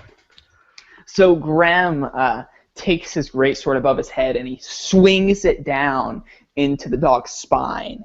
And then he says, "Oh, it's not dead yet." And he takes it up again and he swings down and it cuts into his stomach. And then he rips it out and through the dog. And the death dog kind of falls over dead. And Graham has a big smile on his face. Donatello is going to bark loudly and angrily at Grim. I thought so. Yep, Donatello is definitely intelligent. Graham looks down and he kind of looks at it and he says, "Oh, I stole your kill." And he sighs and he says, "Fine." And he says, "Death Dog, get up." And he's going to cast Healing Word on the Death Dog.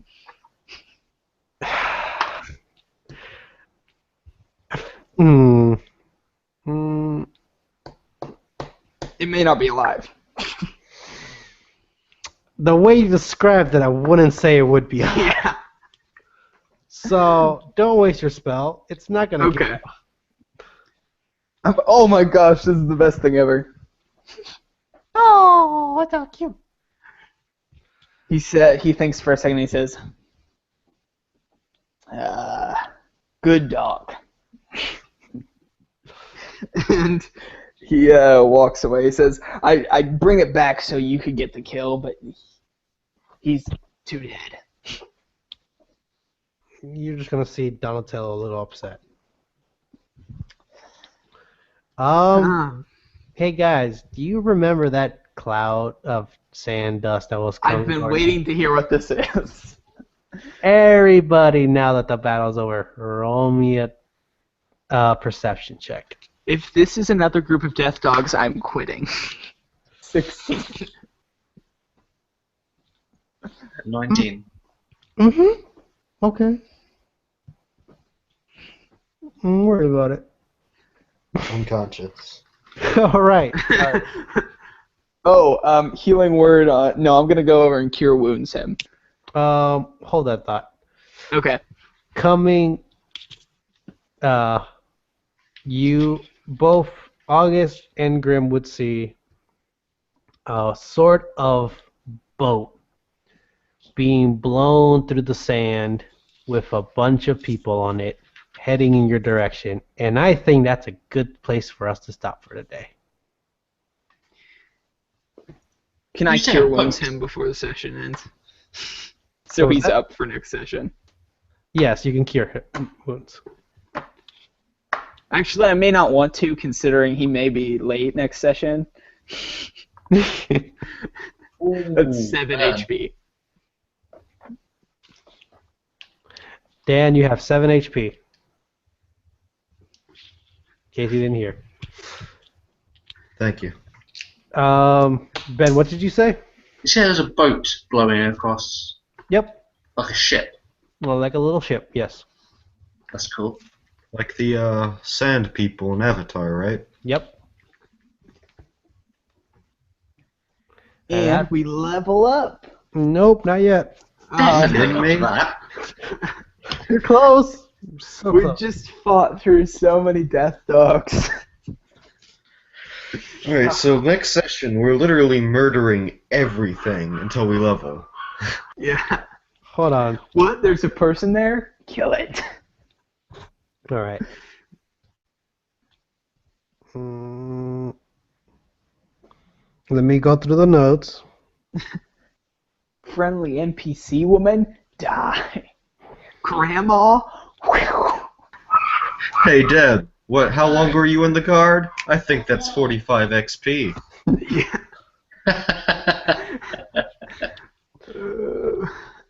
17, 8. You're a level 2 merchant? How much Okay. is Donatello worth? I mean, here's the Yes. thing. Here's the thing. It's because Grim hasn't been here for a lot of games yet. That's what I'm still counting on. It's like he hasn't had enough playtimes. I know you guys have been in a lot, but he hasn't. So the XP's kind of. I'm not gonna make him 5. That would be rude. Just gonna make you all stay until. It's a little bad. I really wouldn't mind if they leveled up. I feel like Spiritual Guardians makes me 2 levels higher than I should be. To be Oh, shit, perfectly it's, honest. Is Grim not level 5? He is level 5. He wouldn't go up to level 6 because you guys had more. You guys have more experience in fights. Okay, that's good.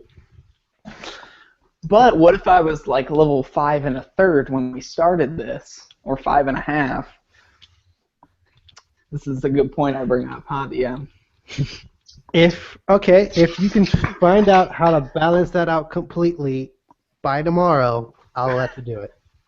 Balance what out? I have no idea what I'm doing. I meant that I had the same experience points as them starting this game. You know what? It's been a really long time. I think Yeah. you guys earned level 6. You mean it? Yep, I mean it. I feel like you guys mean it. And now I'm torn, because I really need more offensive spells in combat. But I really like the non-offensive spells. But Donatello is going to stay on the level that he is. He's got a 36. level. That's cool. Well, why don't you take something that's a little bit more like not straight combat, but a little more like haste or slow or what else? Something like I don't know. I like status the effect. non-combat. I think Wait. Perrin's a very non-combat-y You wizard. can get That's true. fly now, right?